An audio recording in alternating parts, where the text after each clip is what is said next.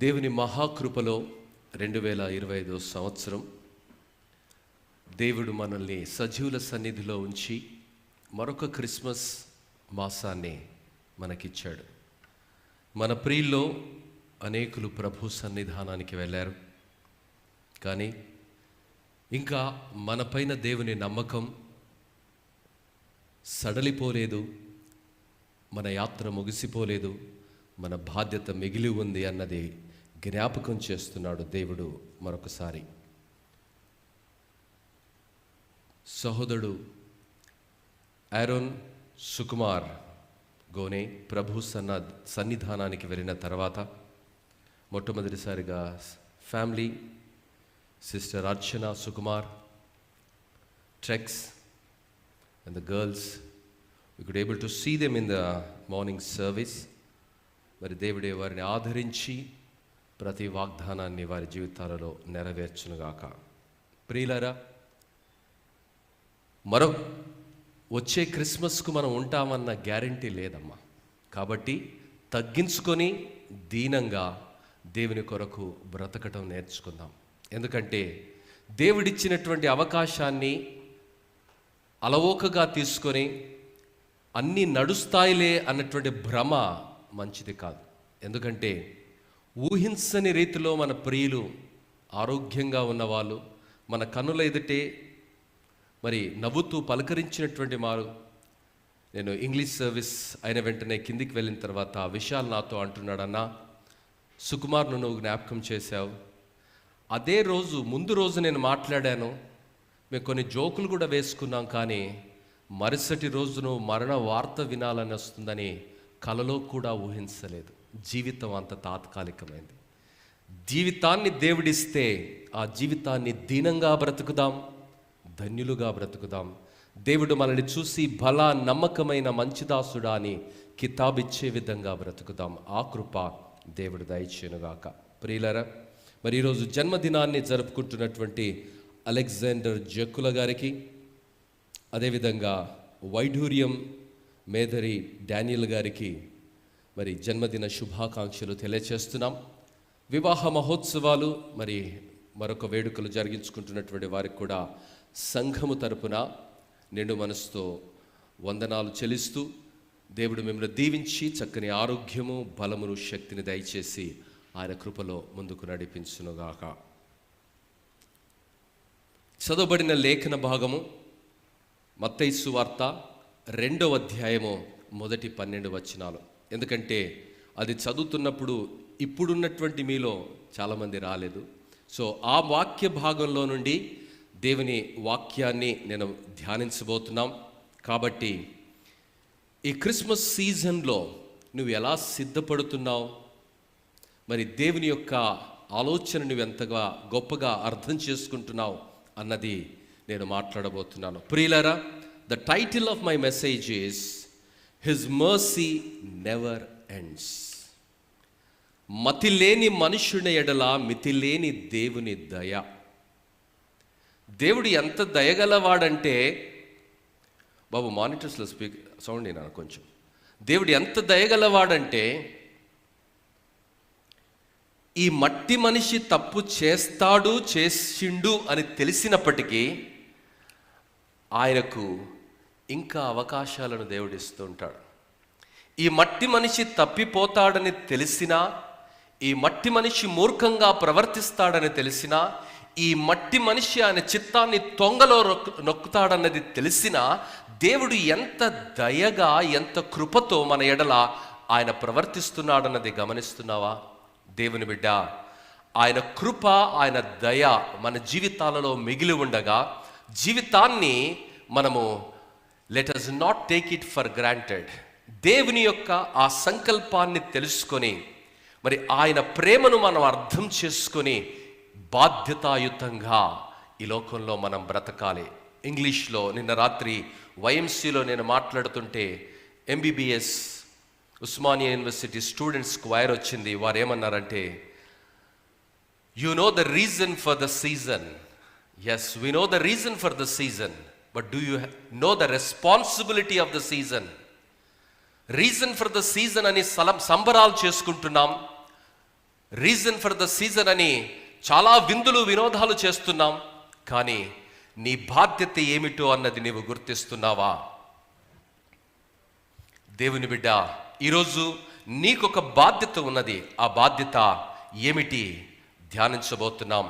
ఆకాశ మహాకాశములు పట్టజాలని అనంతునికి, మరి నిరాకారునికి, ఆత్మరూపునికి ఎందుకని మరి అనువంతగా తన్ను తాను తగ్గించుకున్నాడు.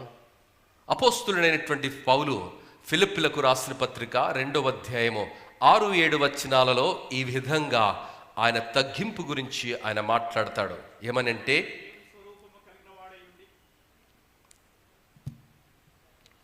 ఆయన దేవుని స్వరూపము కలిగిన వాడై ఉండి దేవునితో సమానముగా ఉండుట విడిచిపెట్టకూడని భాగ్యమని ఎంచుకొనలేదు గాని మనుషుల పోలికగా పుట్టి దాసుని స్వరూపమును ధరించుకొని తన్ను తానే రిక్తునిగా చేసుకొనెను. ఎంత గొప్ప ప్రేమమ్మా! ఎంత తగ్గింపుతో దేవుడు ఈ లోకానికి వచ్చాడు, రిక్తునిగా చేసుకున్నాడు. ఆ దేవుడు నీకు అర్థమయ్యాడా? ఆ ప్రేమ నీకు అర్థమైందా? ఆ ప్రేమ నీకు అర్థం కాకపోతే నీ భక్తిలో ఎలాంటి మార్పు కనిపించదు. నీకు బాధ్యత లేకుండా క్రైస్తవుడిగా నువ్వు బ్రతుకుతావు. ఎందుకు బ్రతుకుతున్నావో కూడా తెలియనటువంటి స్థితిలో మనం బ్రతుకుతాం. దేవుడు అర్థమైన రోజు ఈ లోకానికి we will become so alien. మరి ఈ లోకముతో బంధము అనుబంధాన్ని పెనవేసుకుని ఇదే లోకము, ఇదే శాశ్వతం అన్నటువంటి భ్రమలో అనేకులంగా మనం బ్రతుకుతున్నాం. దేవుని బిడ్డ, దేవుడు మనకు అర్థమైన రోజు మన ఆరాధించే విధానము, మనం స్తుతించే విధానము, మనము ప్రార్థించే విధానము, మనము బోధించే విధానము, మనము జీవించే విధానము ఎంతో వ్యత్యాసంగా ఉంటుంది. దేవుడు నీకు అర్థమయ్యాడా? అనంతుడైనటువంటి వాడు, ఆకాశ మహాకాశములు పట్టజాలనటువంటి వాడు, ఆత్మరూపి అయినటువంటి వాడు, నిరాకారుడైనటువంటి దేవుడు నీ కొరకు నా కొరకు మనుష్య రూపాన్ని ఆయన ధరించుకొని మట్టి మనిషిగా ఆయన ఈ లోకానికి వచ్చాడండి. అనంతుడు అనువంతగా మారాడే. ఆ అనువంత జీవితాన్ని జీవిస్తున్నటువంటి నీవు ఆ అనంతుని ప్రేమను అర్థం చేసుకుంటున్నావా? ఆయన నీకు అర్థమవుతున్నాడా? దేవుని బిడ్డ, ఆయన నీకు అర్థమైన రోజు నీ ఆలోచనే వేరేగా ఉంటుంది, నీ పరిస్థితే వేరేగా ఉంటుంది. తాతల కాలం నుండి నువ్వు క్రైస్తవుని కావచ్చు, విశ్వాసివే కావచ్చు, కానీ నీ ఆలోచన దేవుడంటే ఏమి నీకు అర్థమైంది? దేవుని ప్రేమ నీకు ఏం అర్థమైంది? ఆరాధన అంటే నిర్వచనం నీకు అర్థమైందా? స్తుతి అన్న మాటకు నిర్వచనం నీకు అర్థమైందా? స్తుతి ఆరాధన అంటున్నాం. ఎంతమంది ఆరాధనకు స్తుతికి ఉన్నటువంటి తేడాను చెప్పగలరు? దేవుని బిడ్డ, దేవుడు అర్థమైన రోజు మన జీవన విధానమే మరోలా ఉంటుంది. దేవుడు మనకు అర్థమైన రోజు మన కమిట్మెంటే వేరే విధంగా ఉంటుంది. దేవుడు అర్థమైన రోజు మన యొక్క హావభావాలే వేరేగా ఉంటాయి. క్రైస్తవులుగా మనం బ్రతుకుతున్నాం. తాతల గురించి, ముత్తాతల గురించి చెప్పుకుంటూ గర్వపడుతున్నాం, కానీ మన జీవితాలు ఎక్కడ వేసిన గొంగలి అక్కడనే అన్న చందంగా మన జీవితాలలో ప్రగతి కనిపించడం లేదు. నిన్ను 10 సంవత్సరాల క్రితం గమనించినటువంటి వ్యక్తి, ఏం మారలేదురా నువ్వు, ఇంకెప్పుడు మారుతావు అని అంటున్నాడా? లేక మన జీవితాన్ని చూసి ఎంత మారిపోయావురా, అప్పుడు ఎలాంటి వాడవు, ఇప్పుడు ఎలా ఉంటున్నావని నిన్ను బట్టి నీ జీవితంలోని మార్పుకు కారణమైనటువంటి దేవుణ్ణి మహిమపరిచే విధంగా నువ్వు జీవిస్తున్నావా? దేవుని బిడ్డ, ఈ ఉదయకాలం యేసు ప్రభు జన్మలో నుండి కొన్ని విషయాలను మనం ధ్యానం చేస్తూ ఆ ప్రేమామయుడు, దయామయుడు మనకిచ్చినటువంటి ఈ అవకాశాలను ఆయన కొరకు మనం వాడుకుందాం. ప్రవచనాలను నెరవేరుస్తూ యేసు ప్రభు కాలము పరిపూర్ణమైనప్పుడు ఈ లోకానికి వచ్చాడు. యేసు ప్రభు ఈ లోకానికి వచ్చింది మరి ప్రవచనాలు సారాన్ని నెరవేర్చడానికి. ఆ ప్రవచనాలకు ముందు ఆయన రాలేదు, ఆ ప్రవచనాల తర్వాత ఆయన రాలేదు. కానీ కాలము పరిపూర్ణమైనప్పుడు గలతీలకు రాసిన పత్రిక 4వ అధ్యాయం 4వ వచనం సెలవిస్తుంది. బాబు, మానిటర్లో వాయిస్ ఇవ్వమని చెప్పాను, ఇస్తున్నావా? అయితే గలతీ 4:4 కాలము పరిపూర్ణమైనప్పుడు కాలము పరిపూర్ణమైనప్పుడు దేవుడు తన కుమారుని పంపెను. ఆయన స్త్రీ యందు పుట్టి మనము దత్తపుత్రములు కావాలని ధర్మశాస్త్రములకు లోబడి ఉన్న వారిని విమోచించదకై కాలము పరిపూర్ణమైనప్పుడు ఆయన ఈ లోకానికి వచ్చాడమ్మా. దేవుని బిడ్డ, దేవుడు మరి తండ్రి యొక్క చిత్తాన్ని సంపూర్ణంగా నెరవేర్చడానికి, నశించినటువంటి మానవుణ్ణి వెతికి రక్షించడానికి దేవుడి లోకానికి వచ్చాడు. దేవుని బిడ్డ, మరి ఆ దేవుణ్ణి ఆరాధిస్తున్నటువంటి నీవు ఆ దేవుని గురించి ఎలాంటి అవగాహనతో నీవు జీవిస్తున్నావన్నది ప్రశ్న. దానికి ముందు మరి హేరోదు రాజు గురించి, ఆయన చరిత్ర గురించి కూడా కొంచెం చెప్పిన తర్వాత వాక్యంలోనికి నేను ముందుకు వెళ్తాను. ఎందుకంటే బైబిల్లో చాలామంది హేరోదులు, 7 మంది హేరోదులు కనిపిస్తారు. హేరోదు అనేది వారికి ఇవ్వబడినటువంటి నామకరణం. మరి the great Herod the great అని చదువుతుంటాం. యేసు ప్రభు పుట్టినప్పుడు ఆయన గురించి మనం చదువుతాం. ఈయన నేపథ్యాన్ని మనం గమనించినట్లయితే ఏదోము వంశములో నుండి వచ్చినటువంటి వాడు. ఏదోము ఎవరు అంటే ఆదికాండము 36వ అధ్యాయము 9వ వచనంలో మనం గమనిస్తే ఏషావు సంతానమై ఉన్నారు. ఆదికాండము 36వ అధ్యాయం 9వ వచనంలో షయీరు మన్యములో నివసించిన ఎదోమీల తండ్రి అయిన ఏషావు వంశావళి ఇదే. ఏషావు వంశావళిలో నుండి, ఏషావు ఎలాంటి వాడమ్మా? ఏషావు ఎలాంటి వాడో మనకు తెలుసు. ఆయన జీవితం ఎలా ఉండిందో మనకు తెలుసు. ఆయన బ్రతుకు ఎలా ఉండిందో మనకు తెలుసు.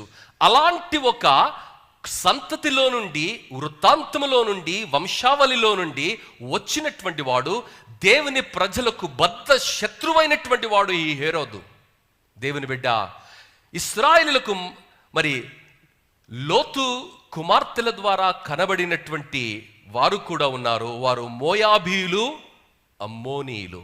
ఆదికాండము 19వ అధ్యాయము 37-38 వచనాల్లో మనం గమనిస్తే పెద్ద కుమార్తె తండ్రి దగ్గరికి వెళ్ళి కనినటువంటి సంతానము మోయాబీయులు. మరి రెండవ కుమార్తె తండ్రి దగ్గరికి వెళ్ళి ఆయన ద్వారా కుమారుణ్ణి కనినటువంటి ఆ సంతానము మరి అమ్మోనీయులు. ఈ అమ్మోనీయులు, ఈ మోయాబీయులు, ఈ ఏదోమీయులు ఇశ్రాయేలులకు బద్ధ శత్రువులండి. నిరంతరము వారిని నాశనము చేయడానికి, వారి ప్రగతిని ఓర్వనటువంటి ఒక సంతతిలో నుండి ఆయన వచ్చాడు. మరి లూకా సువార్త 2వ అధ్యాయం 1వ వచనంలో ఒక పేరు మనం చూస్తాం. ఏం పేరంటే లూకా సువార్త 2వ అధ్యాయం 1వ వచనంలో, ఆ దినములలో సర్వలోకమునకు ప్రజాసంఖ్య రాయవలెనని కైసరు ఐగుస్తు వలన, ఈ కైసరు ఐగుస్తు వలన, గ్రీకు భాషలో కైసరు మాటకు సీజర్, అగస్టస్ అనే మాట. దేవుని బిడ్డ, మరి ఆ దినాలలో ఈ రోమా సామ్రాజ్యము ప్రపంచాన్ని పరిపాలిస్తున్నది. మరి ఆ ప్రపంచాన్ని పరిపాలిస్తున్నటువంటి ఆ సామ్రాజ్య అధినేత అయినటువంటి సీజర్ అగస్టస్, తెలుగులో కైసరు. మరి కైసరు యొక్క నేతృత్వంలో ఆనాటి ప్రపంచమంతా ఏలబడుతున్నటువంటి వేళ యూదయ ప్రాంతాన్ని పరిపాలించడానికి మరి హేరోదు తండ్రి అయినటువంటి యాంటిపాస్ వారి దగ్గర చక్కని మరి సంబంధాలను కలిగి ఉన్నటువంటి కారణాన్ని బట్టి వారికి ఆ సంస్థానాన్ని పరిపాలించడానికి మరి ఆ రోమా ప్రభువులు, ఆ రోమా చక్రవర్తి వారికి ఇచ్చారు. వారిలో వారి కుమారుల్లో మొదటి వాడైనటువంటి హేరోదు ద గ్రేట్ పరిపాలన జరిగిస్తున్నటువంటి కాలంలో యేసు ప్రభువు ప్రవచనాత్మకంగా ప్రవచనాలను నెరవేరుస్తూ కాలము పరిపూర్ణమైనప్పుడు ఆయన పుట్టాడు. మళ్ళా హేరోదుల గురించి మనం వింటాము. హేరోదు Antipas, Herod అర్కిలస్, Herod the king Herod Agrippa 1, Agrippa 2, ఇలా అపోస్తుల కార్యంలో కూడా మనం చూస్తుంటాం. అంటే రోమా సామ్రాజ్యం అంతమందే వరకు కూడా వారి పరిపాలనలో ఉన్నట్టుగా చరిత్రలో మనం చూస్తున్నాం. దేవుని బిడ్డ, మరి ఈరోజు దేవుని వాక్యాన్ని మనం సంపూర్ణంగా అర్థం చేసుకోవాలంటే ఆ సంపూర్ణమైనటువంటి విషయాలను మనము సంపూర్ణంగా పరిపూర్ణంగా మనం అర్థం చేసుకోవాలి. దేవుని వాక్యం మనకు బోధపడాలి. దేవుని వాక్య సత్యాన్ని మనం ఆనందించాలి అంటే ప్రతి విషయాన్ని చాలా జాగ్రత్తగా పరిశీలనగా మనం తెలుసుకోవాలి. ఎందుకంటే ఈ జ్ఞానుల గురించి ఈరోజు మనం చదవబోతున్నాం. జ్ఞానులు మరి వారి జీవితంలో నుండి 3 విషయాలను ఈ ఉదయకాలం మనం గమనిస్తాము.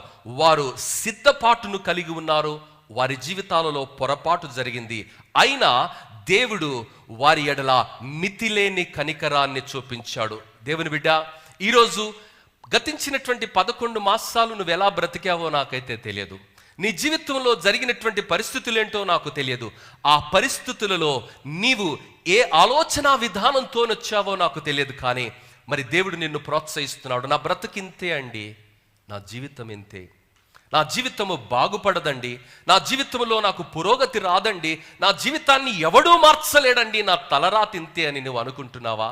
దేవుని బిడ్డ, ఆ రోజు జ్ఞానులు చేసినటువంటి పొరపాటును ముందే చూసిన దేవుడు అయినా జ్ఞానులను అనుమతించాడు. జ్ఞానులను వారి యొక్క ఆలోచన విధానాన్ని గమనించినటువంటి దేవుడు, వారి ఆశను ఆసక్తిని గుర్తించినటువంటి దేవుడు దేవుణ్ణి ఆరాధించడానికి అవకాశం కూడా కల్పించాడు. గతించినటువంటి కాలంలో జరిగిన పొరపాట్లను చూపించి ఎత్తి పొడిచి నిన్ను దూషించే దేవుడు కాదమ్మా. ఈరోజు ఆ ప్రేమామయుడు 2025 సంవత్సరంలో డిసెంబర్ మాసం యొక్క మొట్టమొదటి ఆదివారము ఆయన నామాన్ని సన్నుతించడానికి, ఆయనను కీర్తించడానికి, ఆరాధించడానికి నీకు ఒక అవకాశం ఇచ్చాడు. నీ స్థితిని సంపూర్ణంగా ఆయన ఎరిగి ఉన్నాడు. 103వ కీర్తన 14వ వచనం ఏమంటున్నదంటే, మనము నిర్మింపబడిన రీతి ఆయనకు తెలిసి ఉన్నది, మనము మంటివారమని ఆయన జ్ఞాపకము చేసుకొనుచున్నాడు. దేవుని బిడ్డ, నీవు నేను ఏంటో దేవునికి తెలుసమ్మా. నీ బలహీనత ఏంటో దేవునికి తెలుసు, నీ బలమేంటో కూడా దేవునికి తెలుసు. నీ జీవితాన్ని నువ్వు చేసినటువంటి 2 చిన్న చిన్న విషయాలను బట్టి ఆయన పరిగణలోనికి తీసుకోడు. దేవుని బిడ్డ, చాలా సందర్భాలలో మనిషి ఒక్క పొరపాటు చేస్తే వాడు బ్రతికినటువంటి ఆ బ్రతుకునంతా మనం తుంగలో నట్టేసేస్తాం. ఆ మంచి పనులన్నీ కూడా మనం మర్చిపోతాం. ఒక్క మాట అన్నాడండి, నా జీవితంలో నేను ఇక ఆయనతో మాట్లాడను. ఎలా మాట్లాడతాడండి, ఆమె ఎలా మాట్లాడుతుందని మూర్ఖంగా మనం ప్రవర్తిస్తాము, మరి అన్యాయంగా మనం ప్రవర్తిస్తాం. కానీ దేవుడు అలా ప్రవర్తించేవాడు కాదు. మనుషులతో పొరపాట్లు జరుగుతాయని దేవునికి తెలుసు, మనుషులతోనే పొరపాట్లు జరుగుతాయని దేవునికి తెలుసు. ఆ జ్ఞానులు పొరపాటు చేసినప్పటికీ వారిని అర్థము చేసుకొని మితిలేని తన ప్రేమను వారిపైన కుమ్మరించినటువంటి దేవుడు, వారి ఎడల ఒక అద్భుతమైనటువంటి సంకల్పాన్ని కలిగి ఉన్నటువంటి దేవుడు నీకు ఈ ఉదయకాలం జ్ఞాపకం చేస్తున్నాడు. గతంలో నీ పరిస్థితులు ఏమైనా కావచ్చు, నీ గతాన్ని మనుషులు జ్ఞాపకం పెట్టుకుంటారేమో, కానీ దేవుడు జ్ఞాపకం పెట్టుకోడు. ఆయన నిన్ను క్షమించేవాడు. నీ హృదయాన్ని, నీ పరిస్థితిని, నీ బలహీనతలను దేవుడు చూస్తాడు. ఆ బలహీనతలను ఎత్తి చూపుతూ నెత్తి మీద మొట్టకాయలు పొరిచే దేవుడు కాదమ్మా, కానీ నిన్ను ప్రోత్సహించే దేవుడు, నీపైన మితిలేని తన కనికరాన్ని చూపించి నీ ఆశను నెరవేర్చే దేవుడు అన్నది సంఘంగా ఈరోజు మనం ధ్యానించబోతున్నాం. దేవుని బిడ్డ, మరి ఆ జ్ఞానుల యొక్క జీవితాన్ని మనం గమనిస్తే వారి జీవితంలో మొట్టమొదటిగా మనం నేర్చుకునే సత్యం ఏమిటంటే వారు సిద్ధపాటును కలిగి ఉన్నారు. దేవుని బిడ్డ, ఒక చిన్న ప్రయాణానికి మనం సిద్ధపాటును కలిగి ఉంటాం కదా. తూర్పు దేశములో నుండి యూదా దేశానికి వారు రావాలి అంటే దాదాపు బబులోను ప్రాంతం, అది 16 నుండి 1700 కిలోమీటర్లు ఎడారిలో వారు ప్రయాణం చేయాలి. అంత ప్రయాణం చేసి రావాలి అంటే ఎంత సిద్ధపాటు కావాలమ్మా. ఒక చిన్న ఊరికి మనం వెళ్ళాలి అంటే చాలా సిద్ధపాటు మనం కలిగి ఉంటాం. ప్రీచింగ్ అవుట్ స్టేషన్కి వెళ్ళినప్పుడు ఒక్క నైట్ ఉండడానికి చాలా విషయాలు నేను తీసుకొని వెళ్తాను.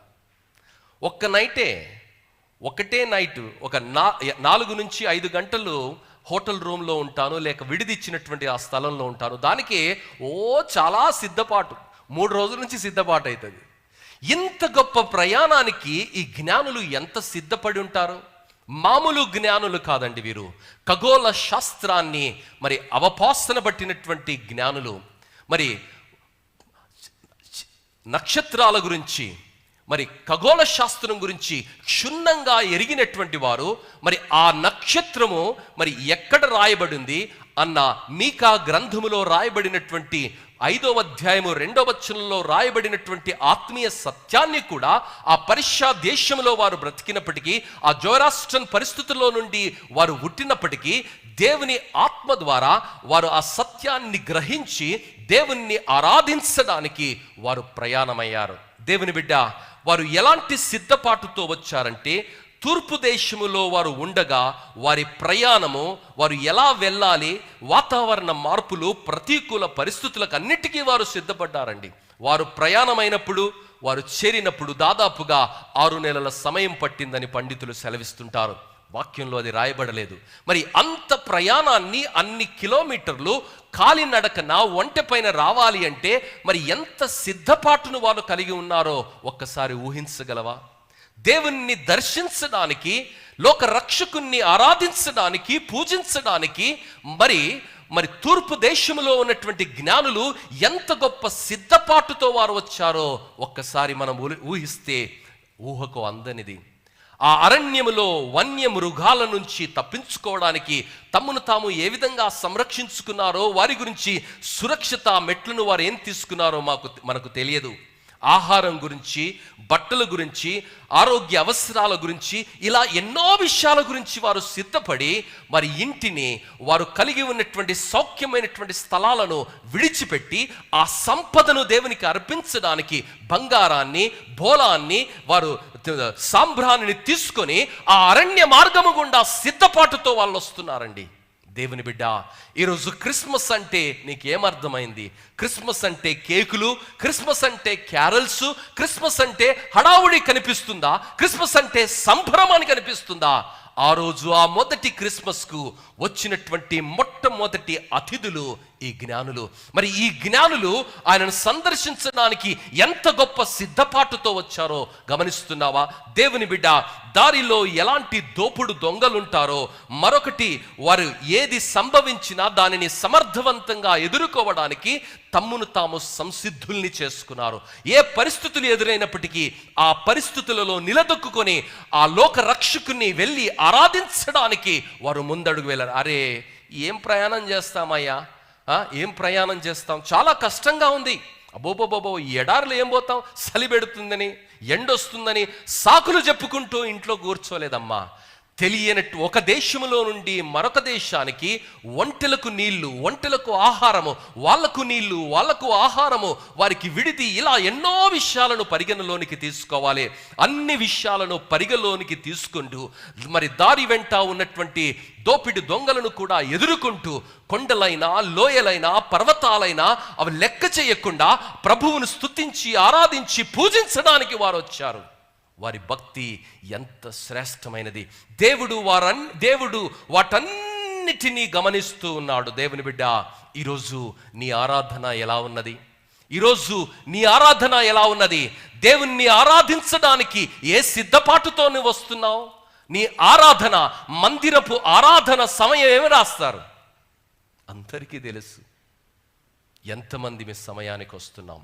ఎవరు నిన్ను అడగకపోవచ్చు, అడగగలిగిన గుండె ఎవరికి లేకపోవచ్చు, అడిగినా నువ్వు ఎవరిని కూడా లెక్క చేయకపోవచ్చు, పెద్ద చిన్న అన్న గౌరవం నీకు లేకపోవచ్చు. దేవుని బిడ్డ, వీరిని ఎవరూ అడగటం లేదండి, వీరికి ఎవరూ బోధించటం లేదండి, ఇలా చెయ్యాలి అని మొట్టకాయలు పెట్టి టైం టేబుల్ వారికి ఇవ్వలేదండి. వారు ఆ నక్షత్రాన్ని, ఖగోళ శాస్త్రంలో భాగంగా చూసినటువంటి ఆ దివ్యమైన నక్షత్రాన్ని, మరి లోక రక్షకుణ్ణి దగ్గరికి నడిపించే ఆ నక్షత్రాన్ని చూసి, మరి ఆ నక్షత్రాన్ని అనుకరిస్తూ కొండలలో, కోనలలో, ఎడారులలో, అడవులలో, చలిలో, ఎండలో, వానలో, వాతావరణ పరిస్థితుల, ప్రతికూల పరిస్థితులను లెక్క చేయకుండా అడుగులు వేస్తూ లక్ష్యం వైపు ఆరాధనాభావంతో వాళ్ళు సాగుతున్నారు. దేవుని బిడ్డ, ఎంత గొప్ప సిద్ధపాటుతో వారు ముందుకు వెళుతున్నారు. దేవుని వాక్యములో మనం గమనిస్తే అన్నిటికీ సిద్ధపాటు ఉంటుందండి. సిద్ధపాటు లేకుండా నేను సిద్ధం కాలేదండి, ఐఎమ్ నాట్ ప్రిపేర్డ్. ఈ మాటలు వింటారు కదా, బాబు బైబిల్ చదువుతావా? I'm not prepared. ప్రార్థన చేస్తావా? I'm not prepared. వాక్యం చెప్తావా? I'm not prepared. ప్రియులారా, సమయమందును అసమయమందును ఎల్లవేళలా విశ్వాసిగా నీవు సిద్ధంగా ఉండాలి. దేవుని వాక్యము మనకు ఆదేశిస్తున్నది, దేవుని వాక్యము మనకు బోధిస్తున్నది. దేవుని బిడ్డ, దేవుని వాక్యం ఏమంటున్నదంటే ప్రతిదానికి సిద్ధపాటు బైబిల్లో చూస్తాం. కొన్ని ఉదాహరణలు మీకు జ్ఞాపకం చేస్తాను. యోహాను సువార్త 14వ అధ్యాయం 2వ వచనంలో యేసు ప్రభు పలుకుతున్నటువంటి మాట ఏమిటంటే, నా తండ్రి ఇంట అనేక నివాసములు కలవు, లేనిడలా మీతో చెప్పుదును, మీకు స్థలము సిద్ధపరచ వెళ్ళుచున్నాను. దేవుడు కూడా స్థలాన్ని సిద్ధపరుస్తున్నాడండి. నిన్ను నన్ను కమాన్ అని పిలవట్లేదు ఆయన సిద్ధపరిచి నీవు నేను సౌఖ్యంగా ఉండడానికి, సంతోషంగా ఉండడానికి, అనంతములో అనంతునితో నిత్యత్వములో నిరంతరము ఉండడానికి స్థలాన్ని సిద్ధపరచ వెళ్ళాడండి. ఈరోజు అంత క్రమము కలిగినటువంటి దేవుడు, అంత నిష్ఠ కలిగినటువంటి దేవుడు, అంత పద్ధతి కలిగినటువంటి దేవుణ్ణి ఆరాధించడానికి ఎంత సిద్ధపాటుతో, ఎంత పద్ధతితో, ఎంత నిష్ఠతో, ఎంత క్రమశిక్షణతో వస్తున్నావన్నది దేవుడు నీ ముందే ఉంచినటువంటి ప్రశ్న. నీవు మాత్రమే జవాబు చెప్పాలి. నీ క్రియలు నీ భక్తికి సూచనంగా ఉన్నవి. నీ క్రియలు, నీ యొక్క స్పందన, ప్రతిస్పందన నీ భక్తికి అవి దర్పణంగా నిలబడుతున్నాయి. మాటలతో కోటలు దాటే భక్తి మనకు కనిపిస్తున్నది, మరి చరిత్ర గురించి మాట్లాడే భక్తి మనకు కనిపిస్తున్నది. కానీ వర్తమానములో బ్రతుకుతున్న నీవు ఒకరోజు చరిత్రగా మార్చబడబోతున్నావు కదా. నీ గురించి భావితరాలు ఏమని చెప్పుకుంటాయి? ఈ సంఘానికి వచ్చిన తర్వాత పదే ఒకే ఒక పేరు విన్నాను, వారిప్పుడు నిత్యత్వంలో ఉన్నారు. వారు సెక్రటరీగా పనిచేసినప్పుడు ఈ సంఘములో నేను లేను. చాలామంది నాతో చెప్పారు, ఆరాధనకు ముందే అరగంట లేక గంట ముందు వచ్చి ప్రతి విషయాన్ని ఆయన చూసుకునేవాడు. మైక్ పనిచేస్తుందా? పనిచేస్తుంది. పాస్టర్ గారికి నీళ్లున్నాయా? ఉన్నాయి. క్వైర్ వారికి బెంచెస్ కరెక్ట్గా ఉన్నాయా? ఉన్నాయి. ఏవేవైతే సంఘ ఆరాధనలో అవసరమై ఉన్నాయో వాటన్నిటినీ అరగంట ముందు వచ్చి సిద్ధపరిచి ఆరాధన కొరకు ఎదురు చూసినటువంటి వ్యక్తి అని వారి గురించి నేను విన్నాను. దేవుని బిడ్డ, ఈరోజు నాయకులుగా మనం ఉండడము, కాపరులుగా మనం ఉండడము మన జీవితంలో సిద్ధపాటు అవసరం అండి. జీవితంలో సిద్ధపాటు అవసరము. ఈ జీవితం ముగిసిన తర్వాత వెళుతున్నటువంటి స్థలము కూడా సిద్ధపరిచినటువంటి స్థలము. ఎవడు పడితే వాడు వెళ్ళే స్థలం కాదు. మా చుట్టమండి, మా బంధువు అండి, మా కాలనీ ఓడండి, ప్లీజ్ కన్సెషన్ ఇవ్వండి అని ఇక్కడ అడగొచ్చేమో, అక్కడ కుదరదండి. అది సిద్ధపాటు చేయబడినటువంటి స్థలము. యేసు రక్తములో కడగబడి పరిశుద్ధమైన జీవితాన్ని, పవిత్రమైన జీవితాన్ని, సిద్ధపాటుతో ఆరాధనా దృక్పథంతో బ్రతికినటువంటి జీవితాల కొరకు ఏర్పాటు చేయబడినటువంటి ఆ స్థలములోనికి దేవుడు మనల్ని పిలుస్తున్నాడు. ఆ స్థలాన్ని ఆయననే సిద్ధపరుస్తున్నాడు. ఆ స్థలం ఎలా ఉంటుందో తెలుసా? 1 కొరింథీయులకు రాసిన పత్రిక 2వ అధ్యాయం 9వ వచనంలో ఈ విధముగా వివరిస్తున్నాడు. ఏమని? గూర్చి దేవుడు తన్ను ప్రేమించు వారి కొరకు, ఏవి సిద్ధపరచునో అవి కంటికి కనబడలేదు, చెవికి వినబడలేదు, మనుష్య హృదయమునకు గోచరము కాలేదు అని వ్రాయబడి ఉన్నది. 10వ వచనం కూడా. అయితే మనకైతే దేవుడు వాటిని తన ఆత్మ వలన బయలుపరిచి ఉన్నాడు. హల్లెలూయా. ఈరోజు నీకు అది బయలుపరచబడిందా? దేవుని బిడ్డ, దేవుణ్ణి ఆరాధిస్తున్నావు, పొడిగా ఆరాధిస్తున్నావు, ఏదో అంటనట్టుగా ఆరాధిస్తున్నావు, ముభావంగా ఆరాధిస్తున్నావు, డిప్లొమాటిక్ గా ఆరాధిస్తున్నావు, వేషధారణగా ఆరాధిస్తున్నావు. నీకు దేవుని ఆత్మ ద్వారా దేవుడు సిద్ధపరిచినవి నీకు అర్థమయ్యాయా? ఆ రోజు ఆ సిద్ధపాటుతో వారు ఎందుకు వచ్చారో తెలుసా? దేవుడు వారికి అర్థమయ్యాడు. దేవుని శక్తి వారికి అర్థమైంది. ఆయన జన్మ ఎంత అద్భుతమైందో వారికి అర్థమైంది. ఆయన జన్మకున్నటువంటి కారణం ఏమిటో వారికి అర్థమైంది. అందుకనే అంత ఆరాధనా భావంతో వారు వచ్చారు. ఈరోజు క్రైస్తవుడిగా ఈ లోకములో ఉన్నటువంటి తాత్కాలికమైనటువంటి వారి కొరకు వెంపర్లాడిపోతున్నావే, దేవుడు నీ కొరకు సిద్ధపరిచినటువంటి పరలోకము, నీవు నేను అనంతములో నిత్యునితో నివసించే ఆ స్థలము ఎంత గొప్పగా ఉన్నదో ఆత్మ ద్వారా దేవుడు నీకు బయలుపరిస్తే లోకం పైన వ్యామోహం పోతుంది, లోక పరిస్థితుల పైన వ్యామోహం పోతుంది. నీవు మరొక వ్యక్తిగా బ్రతుకుతావు, మరొక స్థాయిలో నీ జీవితం ఉంటున్నదన్నది దేవుని సేవకునిగా దేవుని వాక్యంలో మీకు జ్ఞాపకం చేస్తున్నాను. దేవుని బిడ్డ, నోబహు జీవితాన్ని మనం గమనిస్తే జల ప్రళయములో నుండి తన్ను తాను కాపాడుకోవడానికి ఆయన కుటుంబం సిద్ధపడింది. దేవుని బిడ్డ, ఈరోజు నీవు తండ్రిగా, మరి కుటుంబ పెద్దగా నీవు సిద్ధపడుతూ నీ కుటుంబాన్ని నువ్వు సిద్ధం చేస్తున్నావా? ఈరోజు నీవు సిద్ధపడకపోతే, నీ కుటుంబాన్ని నువ్వు సిద్ధం చేయకపోతే ఒక ప్రళయం లాంటి రోజు రాబోతున్నది. ఆ రోజు దేవుడు మనము నిందించలేం. దేవుడు మనకు అవకాశం ఇస్తున్నాడు. ఆ అవకాశంలో నీవు నేను మరి సిద్ధపాటును కలిగి ముందుకు వెళ్ళాలి. నోబహు ఆ భయంకరమైనటువంటి జల ప్రళయంలో నుండి తప్పించుకోవడానికి ఆయన సిద్ధపడ్డాడు. దేవుని సన్నిధానంలో నీతిమంతుడిగా మరి ఆయన తీర్చబడ్డాడు. దేవునికి ఇష్టడైనటువంటి వ్యక్తిగా ఆయన బ్రతికాడు. ఈ లోకంలో చాలా మంది క్రైస్తవులు ఉన్నారు, అశ్రద్ధగా బ్రతుకుతున్నారు, నామకార్థ క్రైస్తవులుగా ఉన్నారు. ఈ బైబిల్లో ఏముందో కూడా తెలియదు. మీకా చదువు అంటే కాకాకు తెలియదు ఎక్కడుందో మీకా. అలాంటి క్రైస్తవ జీవితంలో ఉన్నారు చాలా మంది. కానీ నీకు నాకు దేవుడు గొంతులో ప్రాణమిచ్చి మరొక క్రిస్మస్ సీజన్ ఎందుకు ఇచ్చాడంటే ఆయనను గురించి మనం తెలుసుకోవడానికి అవకాశం ఇచ్చాడు. ఆయన ప్రేమను తెలుసుకోవడానికి, ఆయన గొప్పతనాన్ని తెలుసుకోవడానికి, ఆయన మంచితనాన్ని తెలుసుకోవడానికి. నీ జీవితంలో అనేకమైనటువంటి విషయాలలో ఇంకా నీవు లోపిస్తూ ఉండవచ్చేమో. దేవుడి మాటలు ఎందుకు వినిపిస్తున్నాడో తెలుసా? మన జీవితంలో సిద్ధపాటు, క్రమశిక్షణ, అంకిత భావాన్ని రేకెత్తించడానికి. నోబహుకు ఎవరూ సపోర్టుగా లేరండి. నోబహుతో ఎవరూ మాట్లాడటం లేదు, కుటుంబ సభ్యులు తప్ప. దేవుని బిడ్డ, అలాంటి పరిస్థితుల్లో కూడా సిద్ధపాటు కలిగి నిష్ఠగా ఆయన బ్రతికాడండి. చుట్టూ ఉన్న వాళ్ళందరూ కూడా ఒక్కరు కూడా ఆయనతో మాట్లాడటం లేదండి. పైపెచ్చు అపహాస్యం చేస్తున్నారు, నిందిస్తున్నారు, అవహేళన చేస్తున్నారు. ఆ పరిస్థితిలో కూడా ఆయన సిద్ధపాటుతో ముందుకు వెళ్ళాడు. దేవుని బిడ్డ, మరి నీ జీవితంలో అలాంటి పరిస్థితుల గుండా దేవుడు నిన్ను నడిపిస్తే దేవుని కొరకు సిద్ధపాటుతో నువ్వు బ్రతకగలవా? బైబిల్లో మోషే జీవితాన్ని మనం చూస్తే 40 సంవత్సరాలు ఆయన అరణ్యములో సిద్ధపడ్డాడు. ఇశ్రాయేలులను నడిపించక ముందు ఆయన సిద్ధపడ్డాడు. రాత్రికి రాత్రే లీడర్ కాలేదు ఆయన. రాత్రికి రాత్రే మనుషుల్ని లీడ్ చేయడానికి రాలేదు ఆయన. అలా రాత్రికి రాత్రి వచ్చే మహానుభావులు చాలా మంది ఉన్నారు ఈ లోకంలో. దేవుని బిడ్డ, అలాంటి కోహకు చెందినటువంటి వాడు కాదు ఆయన. దేవుడు ఆయనను సిద్ధపరిచాడు. 40 సంవత్సరాల అంతఃపురంలో సిద్ధపరిచాడు, 40 సంవత్సరాలు అరణ్యంలో సిద్ధపరిచాడు. మరి అద్భుతమైన జీవితాన్ని, మరి భయంకరమైనటువంటి కష్టాలు, కఠినమైనటువంటి జీవితాన్ని, 2 జీవితాల అనుభవాలను రంగరించి ఆయన జీవితాన్ని కలబోసి విరబూసిన ఒక అద్భుతమైనటువంటి సారంగా మార్చి ఇశ్రాయేలీలను మరి అరణ్యంలో నడిపించడానికి దేవుడు ఆయనను సిద్ధపాటుతో తీసుకుని వచ్చాడు. దేవుని బిడ్డ, సేవలో కష్టాలు వచ్చినప్పుడు, సేవలో అవమానాలు వచ్చినప్పుడు, సేవలో సంతోషం వచ్చినప్పుడు అవన్నీ కూడా దేవుడు మరొక స్థాయిలోనికి నిన్ను తీసుకుని వెళ్ళడానికి సిద్ధపాటు అన్నది నీవు గ్రహించాలి. యోసేపు జీవితంలో అన్నలు అర్థం చేసుకోలే, కఠినమైన పరిస్థితుల గుండా ఆయన వెళ్ళాడు. ఆ పరిస్థితుల గుండా దేవుడు ఆయనను సిద్ధపరిచాడు.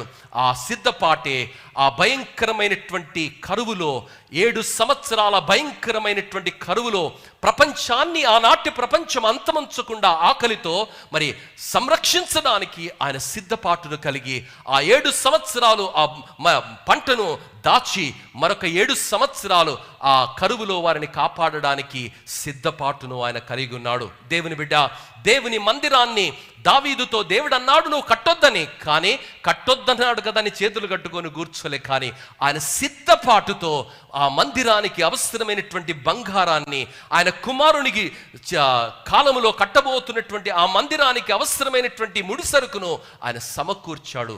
అది సిద్ధపాటు. దేవుని బిడ్డ, ఎజ్రా, నెహమ్యాల గురించి మనం గమనిస్తే వారందరూ కూడా వారికి ఇవ్వబడినటువంటి పరిపూర్ణమైనటువంటి సంపూర్ణమైనటువంటి లక్ష్యాన్ని చేరుకోవడానికి సంపూర్ణమైనటువంటి సిద్ధపాటుతో వారు ముందుకు సాగారు. బాప్తిస్మం ఇచ్చి యోహాను దేవుని యొక్క మార్గాన్ని సిద్ధపరచడానికి ఆయన వచ్చాడు. దేవుని బిడ్డ, ఈరోజు నీవు నేను లోకములో రాయబారులము అన్నది నీకు తెలుసా? లోకానికిలో దేవుని యొక్క ప్రతినిధులము అన్నది నీకు తెలుసా? ఆ రోజు వారు ఎంత గొప్ప సిద్ధపాటుతో వచ్చారంటే దేవుని దర్శించడానికి చాలా గొప్ప సిద్ధపాటుతో వారు వచ్చారు. దేవుని బిడ్డ, ఈరోజు నీ సిద్ధపాటు ఎలా ఉన్నది? నీ సిద్ధపాటు ఎలా ఉన్నది?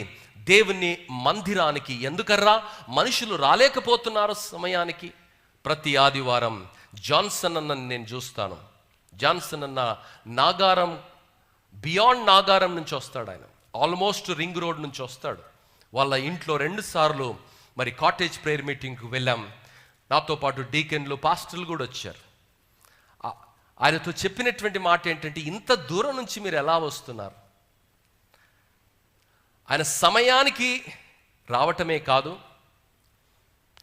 ప్రతి ఆదివారం క్రమం తప్పకుండా రావటమే కాదు, సమయానికన్నా 20 నిమిషాలు కనీసం ముందుగా వస్తాడు ఆయన. ఎందుకు ఈ మాట చెబుతున్నానంటే, ఇంగ్లీష్ ఆరాధన 10 గంటలకు అయిపోతే బ్రేక్ఫాస్ట్కు మేము కిందికి వెళ్ళగానే ఆయన దర్శనమిస్తాడు. ఇంకా 20-25 మినిట్స్ టైం ఉంటుంది తెలుగు ఆరాధన ప్రారంభం కావడానికి. కానీ ఎంత సిద్ధపాటు! దాదాపుగా 18 కిలోమీటర్ల నుండి మరి ఈ స్థలానికి రావాలంటే చాలా కూడళ్ళు దాటాలి, చాలా ఫ్లైఓవర్లు దాటాలి, అనేకమైనటువంటి ట్రాఫిక్ కంజంక్షన్స్ దాటి చలిలో ఇంత దూరం రావాలి, ఎండలో ఇంత దూరం రావాలి, వర్షంలో ఇంత దూరం రావాలి. అయినా సిద్ధపాటుతో ఆయన వస్తున్నాడు. దేవుని బిడ్డ, దేవుడు మరిచిపోతాడు అనుకుంటున్నావా? పాస్టర్లుగా మేమే అన్నీ గమనిస్తుంటే దేవుడు ఆయనను, మన జీవితాలలో మన సిద్ధపాటును ఆయన గమనించడా? మరి ఒకసారి 2 సార్లు అడపాదడపా ఆలస్యం కావచ్చండి, అది సహజం అనుకోండి. కానీ కొంతమంది గురించి ఆయన 12 గంటలకు వస్తాడు సార్. ఆయన వచ్చే టైము 12 గంటలు, నవాబ్ సాబ్ అనమాట. మరి అందరికి ఒక టైం ఉంటే అయ్యగారికి ఒక టైం, అమ్మగారికి ఒక టైం, అందరూ ఒక టైంకి వచ్చి మర్యాదతో క్రమంలో కూర్చుంటే మనం అందరిలో లేటుగా వస్తామన్నమాట. నన్ను అడిగేవారెవరు? ఎవరు లేకపోవచ్చు, నిన్ను ప్రశ్నించేవారు ఎవరు లేకపోవచ్చు, కానీ నిన్ను గమనిస్తున్న దేవుడున్నాడు, నిన్ను ఆశీర్వదించే దేవుడు, నీ గురించి ఆలోచిస్తున్న దేవుడు, నీ గొంతులో ప్రాణాన్ని ఇచ్చిన దేవుడు, నీకు అవకాశాలను ఇస్తున్నటువంటి దేవుడు, నిన్ను వాడుకోవాలని ఆశపడుతున్నటువంటి దేవుడు. నీ జీవితంలో నీవు ఎలాంటి కమిట్మెంట్తో బ్రతుకుతున్నావో ఆయన చూస్తున్నాడు. కమిట్మెంట్ లేకుండా దేవుడు నిన్ను వాడుకోడు. కమిట్మెంట్ లేనటువంటి వారిని ఎవరిని కూడా దేవుడు వాడుకోడు.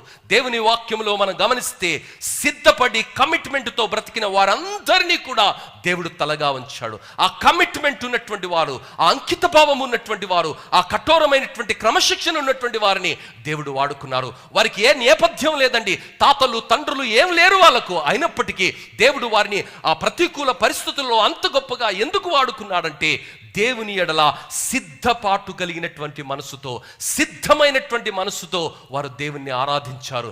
ఈరోజు ఆ సిద్ధపాటుతో కూడిన మనస్సును నీవు కలిగి ఉన్నావా?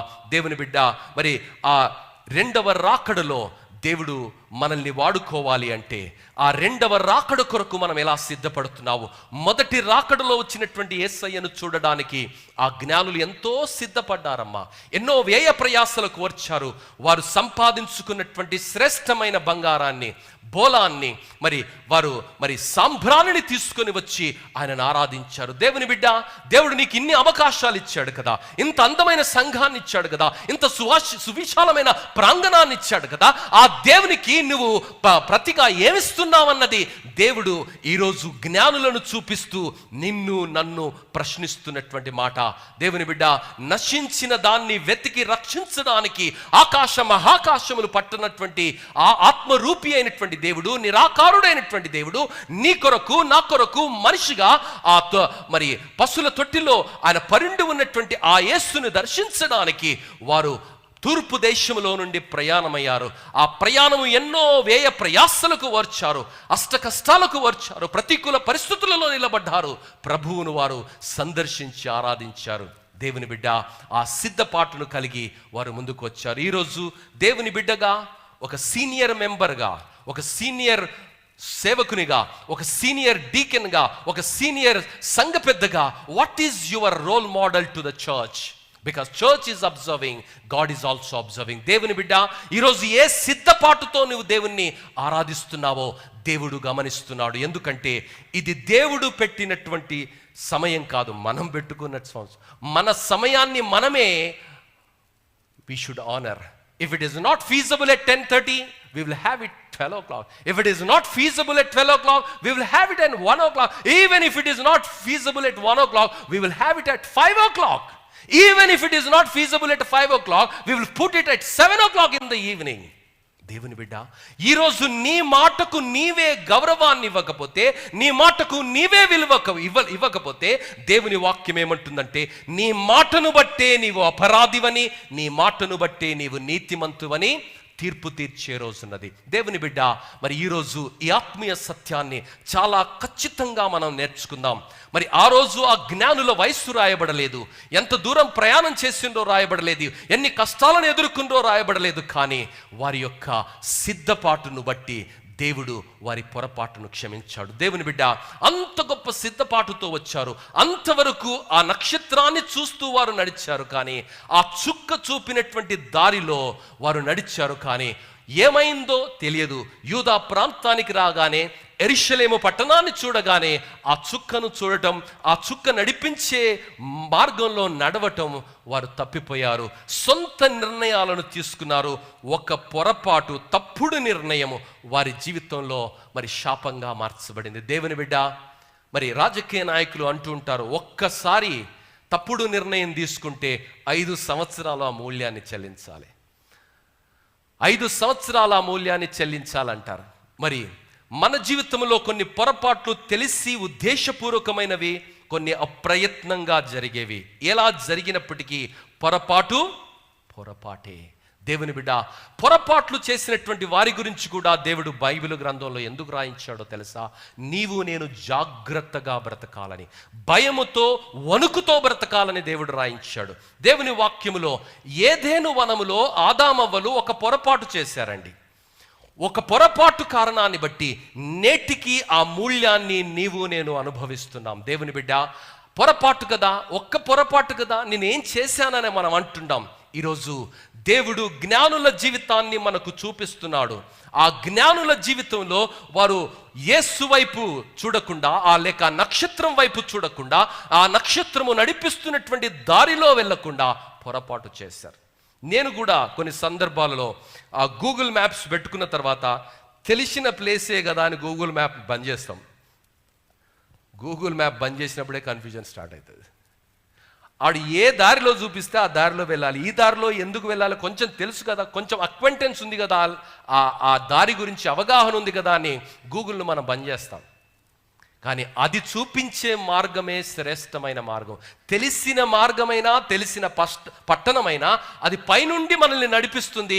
సిచ్యువేషన్ ఆల్ అరౌండ్ దానికి తెలుసు, శాటిలైట్కు. దేవుని బిడ్డ, ఈరోజు దేవుడు మనల్ని ఏ మార్గంలో నడిపిస్తున్నాడో ఆ మార్గంలో నడవకుండా మన యొక్క అనుభవాన్ని, మన యొక్క పరిచయాలను, మన యొక్క తెలివితేటలను మనం వాడిన రోజు అది ఎంతో గొప్ప పొరపాటుగా చరిత్రలో లిఖించబడబోతుంది.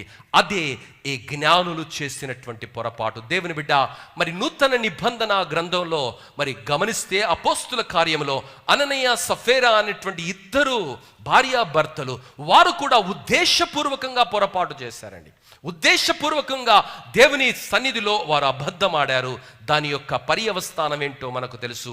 అదేవిధంగా కోరహు, దాతాను, అభిరాము, మరి గమనిస్తే సంఖ్యాకాండము 26వ అధ్యాయము 9 నుండి 11 వచనాల్లో ఈ విధముగా రాయబడింది. ఏమని?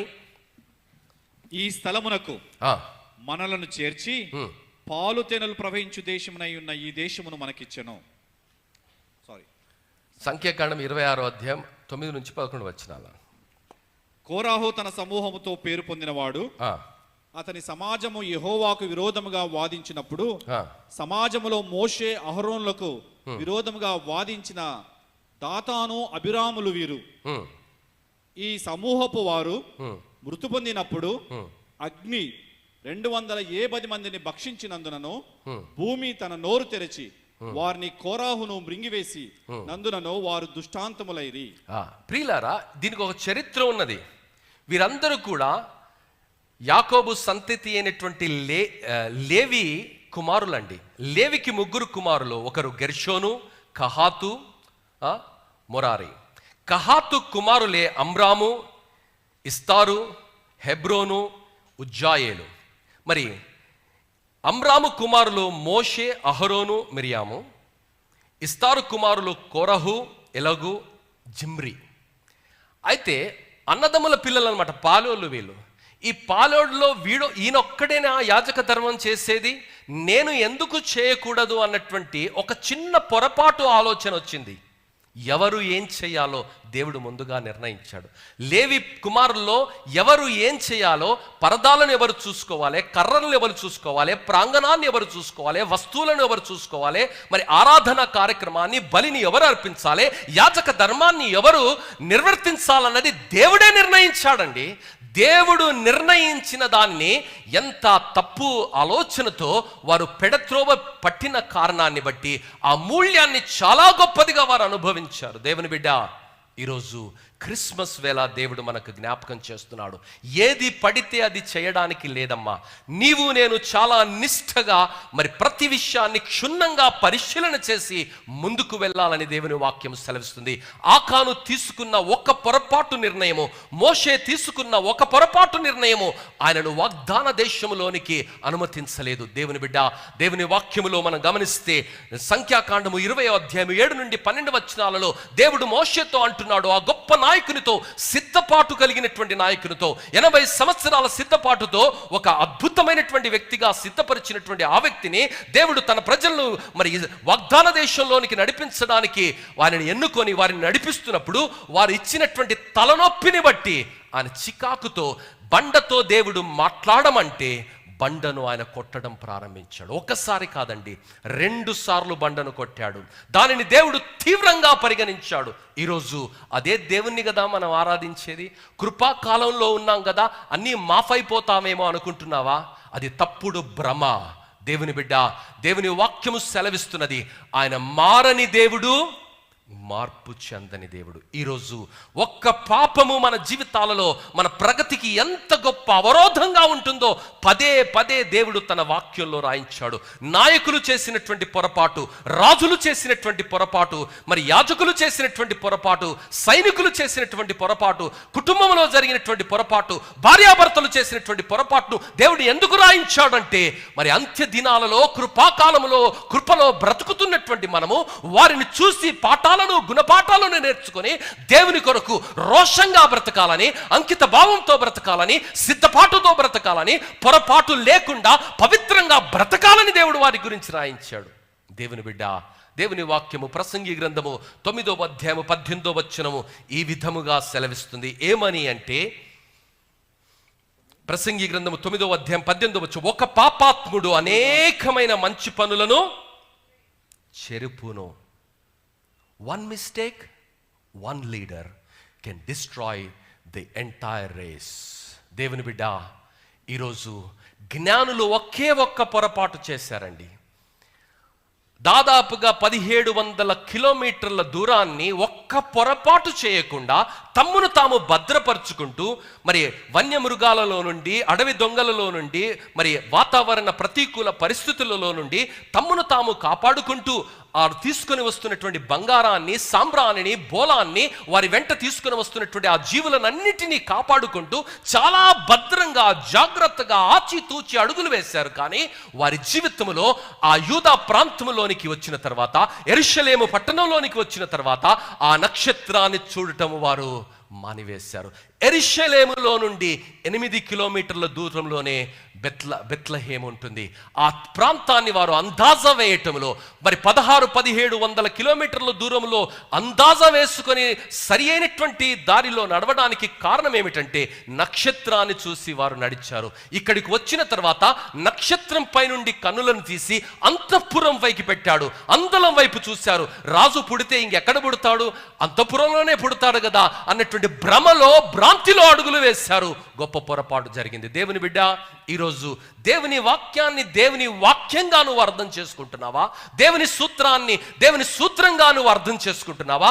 దేవుని యొక్క మందిరంలో ఉన్నటువంటి కార్యనిర్వహణ కార్యక్రమాలని దేవుని ఆలోచనతో నువ్వు అర్థం చేసుకుంటున్నావా? లేక నీకు ఏది అనుకూలమో, ఇది నీకు ఏది ఉపయోగకరమో, నీకు ఏది అనుకూలంగా ఉపయోగకరంగా ఉంటుందో ఆ కోణంలో పరిస్థితులను నువ్వు ఆలోచన చేస్తున్నావా? ఈరోజు జ్ఞానుల ద్వారా దేవుడు మనతో మాట్లాడుతున్నాడు. ఆ జ్ఞానులు వారికి ఏది అనుకూలమో అదే చేశారండి. వారికి ఏది మరి మంచిగా అనిపించిందో అదే చేశారు. పొరపాటే గొప్ప నిర్వాకానికి, కన్నీటికి కారణమైంది. దేవుని బిడ్డ, హెబ్రీయులకు రాసిన పత్రిక 6వ అధ్యాయం 6వ వచనంలో దేవుడు ఈ విధముగా హెచ్చరిస్తున్నాడు. ఏమని? హెబ్రీ 6:6, దేవుని దివ్యవాక్యమును రాబో యుగ సంబంధమైన శక్తుల ప్రభావం అనుభవించిన తరువాత తప్పిపోయిన వారు తమ విషయములో దేవుని కుమార్ని మరలా సిలువ వేయుచు బాహటముగా ఆయనను అవమానపరచుచున్నారు గనుక మారు మనసు పొందునట్లు అట్టి వారిని మరలా నూతన పరచుట అసాధ్యము. ప్రియులారా, ఆ హృదయం ఎంత కఠినమైపోయిందంటే ఎవడు ఏది చెప్పినా వినలేనటువంటి పరిస్థితి అండి. ఆ మూర్ఖత్వంలోనికి వెళ్ళే ప్రమాదం నీకు నాకు మనందరికీ ఉంది. కాబట్టి ప్రతిరోజు మన హృదయాన్ని మనం పరిశీలన చేసుకోవాలి. ఎందుకంటే హృదయము అన్నింటికన్నా ఘోరమైన వ్యాధి కలిగింది. అది మనల్నే వంచిస్తుంది, మనల్ని అక్రమమైన మార్గంలో నడిపిస్తుంది, మన జీవితాలకు అది పతనాన్ని సమాధిని కూడా కడుతుంది. కాబట్టి ఈ హృదయంలో యేసును ప్రతిష్ఠించుకోవాలి. వాక్యపు వెలుగులో మనం నడవాలి. నా పాదములకు దీపము, నా త్రోవకు వెలుగునై ఉన్నది.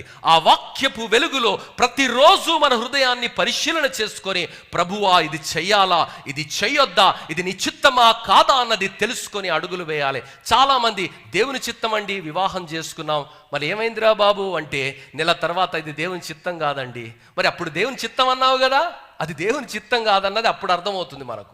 దేవుని బిడ్డ, ఈరోజు దేవుని చిత్తం అంటే మన అనుకూలతను దేవుని చిత్తం అనుకుంటున్నావు. ఈరోజు దేవుని వాక్యములో దేవుడు జ్ఞానుల జీవితాన్ని చూపిస్తూ జ్ఞాపకం చేస్తున్న సత్యం, వాళ్ళు మామూలు మనుషులు కాదండి, అలకా జనం కాదండి, చదివినటువంటి వాళ్ళు, శాస్త్రాలు తెలిసినటువంటి వారు, ధర్మము తెలిసినటువంటి వారు, అంకిత భావం కలిగినటువంటి వాళ్ళు, క్రమశిక్షణ కలిగినటువంటి వారు, ఒక సంకల్పంతో అడుగులు వేసినటువంటి వ్యక్తులు, అంత ఉన్నతమైనటువంటి విద్యావంతులు, అన్ని ఉన్నతమైనటువంటి లక్షణాలను పునికి పుచ్చుకున్నటువంటి వీరే పొరపాటు చేయడానికి, వీరితోనే పొరపాటు జరిగినప్పుడు మన మాట ఏమిటి? దేవుని బిడ్డ, దేవుని వాక్యము సెలవిస్తున్నది, ఆ పొరపాటు ఎందుకు జరిగిందంటే ఆ తారను చూడటం వారు మరచిపోయారు.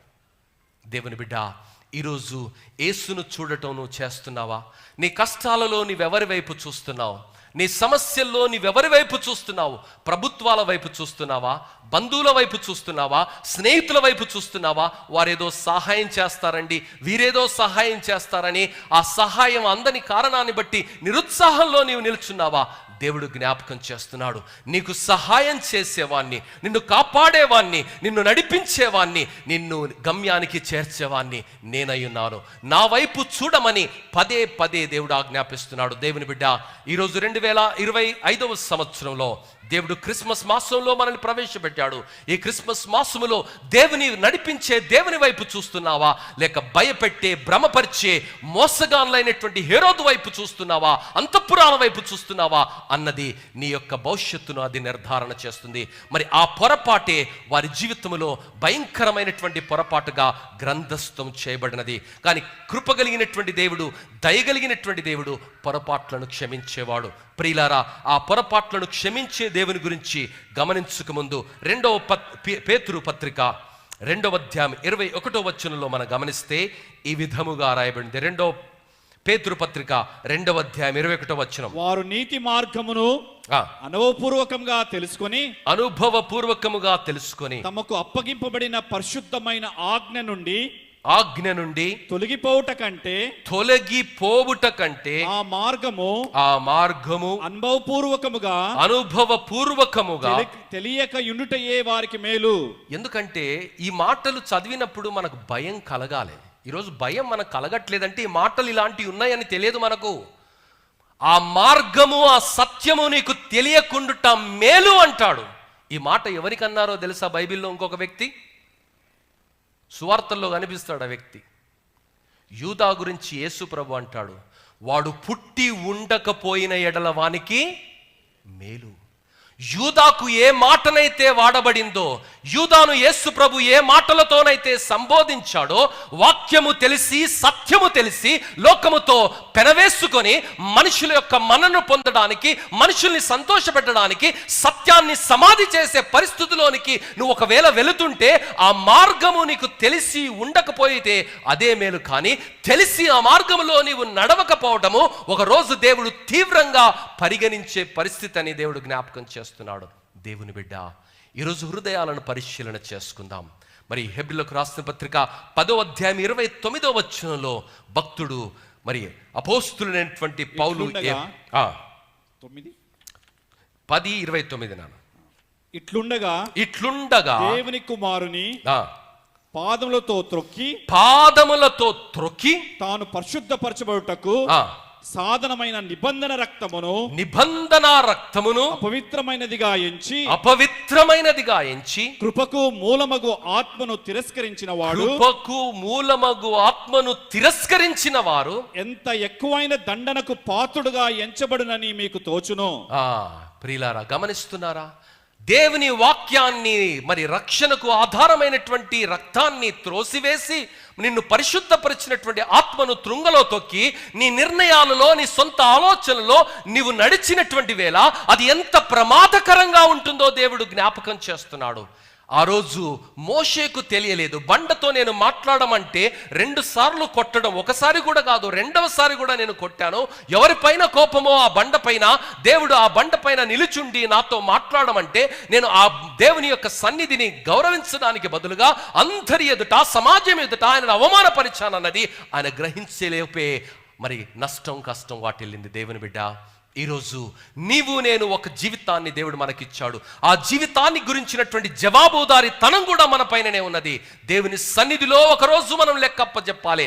అలవోకగా బ్రతకడం కాదండి. క్రిస్మస్ అంటే సెలబ్రేషన్స్, క్రిస్మస్ అంటే క్యారల్స్, క్రిస్మస్ అంటే కేకులు, క్రిస్మస్ అంటే జింగిల్ బెల్స్. ఎప్పుడన్నా జింగిల్ బెల్స్లో పాటల ఏముంది సబ్జెక్ట్ ఎప్పుడన్నా అర్థం చేసుకోనికి ప్రయత్నం చేశామా? ఏ పాట ఎందుకు పాడుతున్నామో మనకు అర్థం కానటువంటి పరిస్థితి. దేవుని బిడ్డ, ఈరోజు దేవుని వాక్యం సెలవిస్తున్నది, పొరపాట్లు మన జీవితంలో జరగకుండా ఉండడానికి అంత్యకాలములో, కృపాకాలములో బ్రతుకుతున్నటువంటి మనము యేసు యొక్క 2వ రాకడలో, మొదటి రాకడలో జరిగిన పొరపాట్లు 2వ రాకడ కొరకు ఎదురు చూస్తున్న మన జీవితాలలో జరగకుండా ఉండడానికి దేవుడు ముందుగా ఈ మాటలు రాయించాడు.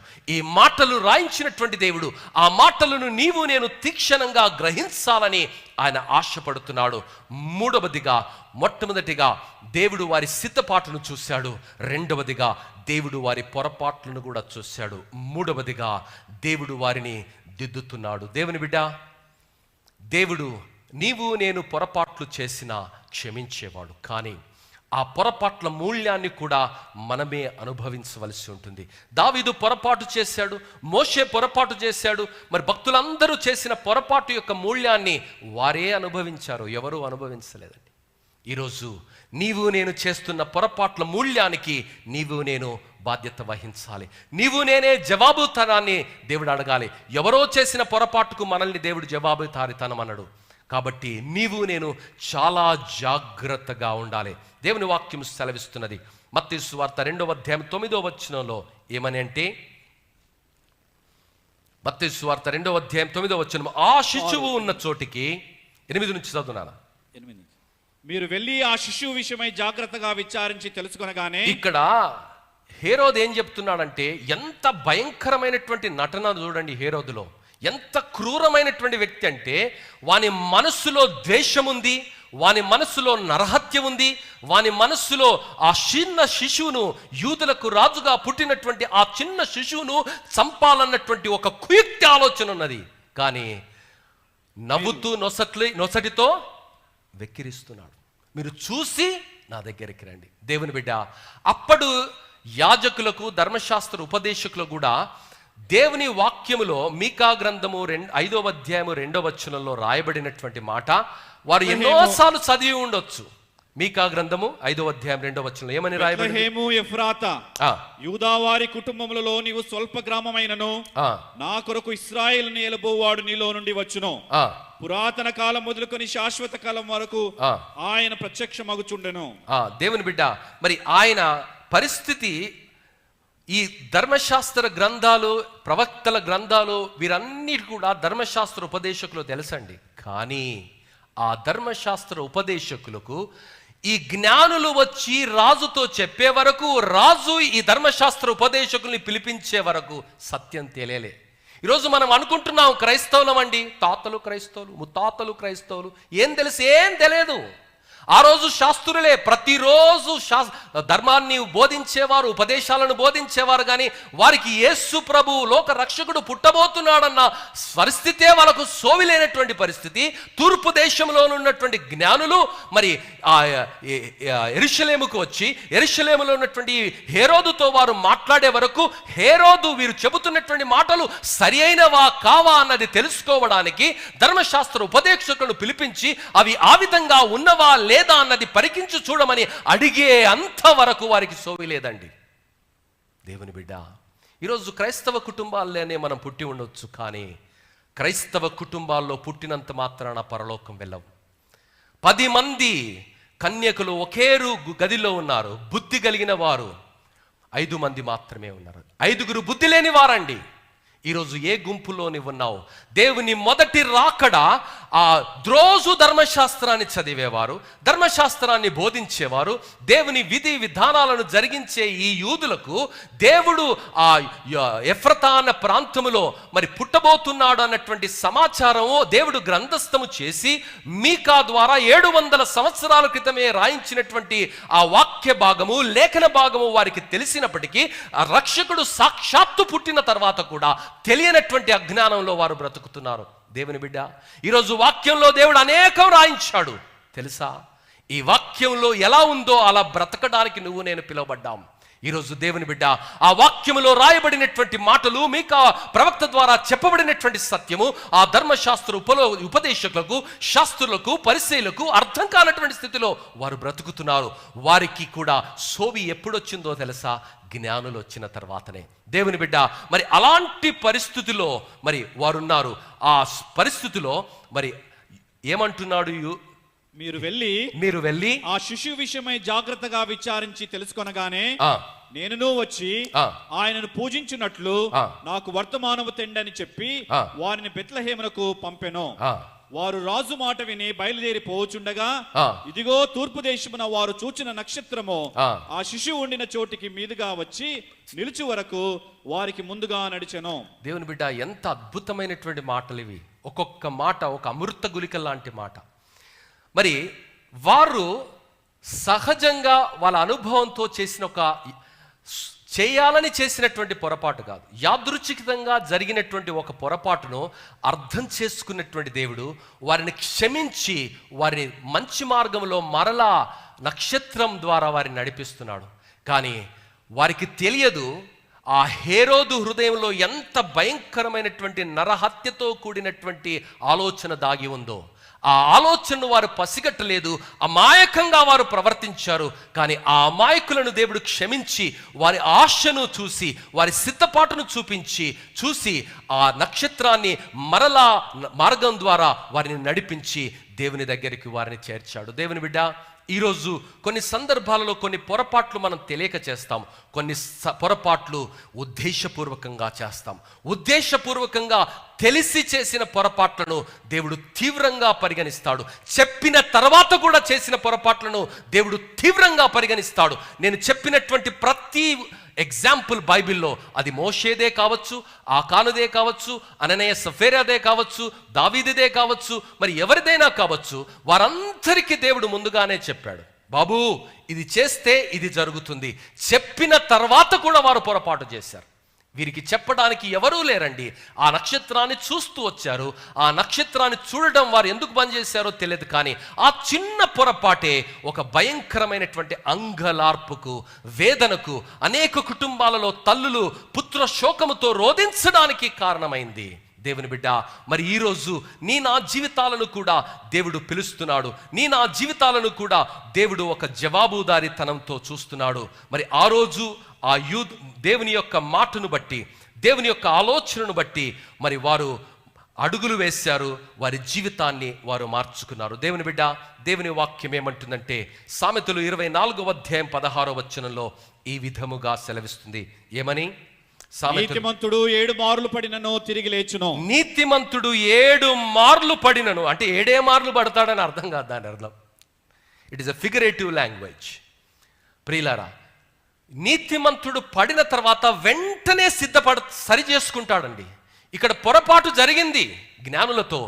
దేవుడు స్వప్నమందు వారికి కనిపించి, అయ్యో బాబు మీరు చేసింది తప్పు, ఈ మార్గంలో మీరు మరలా వెళ్ళకూడదని వారికి బోధించగానే వెంటనే దేవుని మాటకు విధేయత చూపించారండి. మరొక మాట లేదు. ఈరోజు మనుషుల హృదయాలు ఎంత కఠినం చేయబడ్డాయో తెలుసా?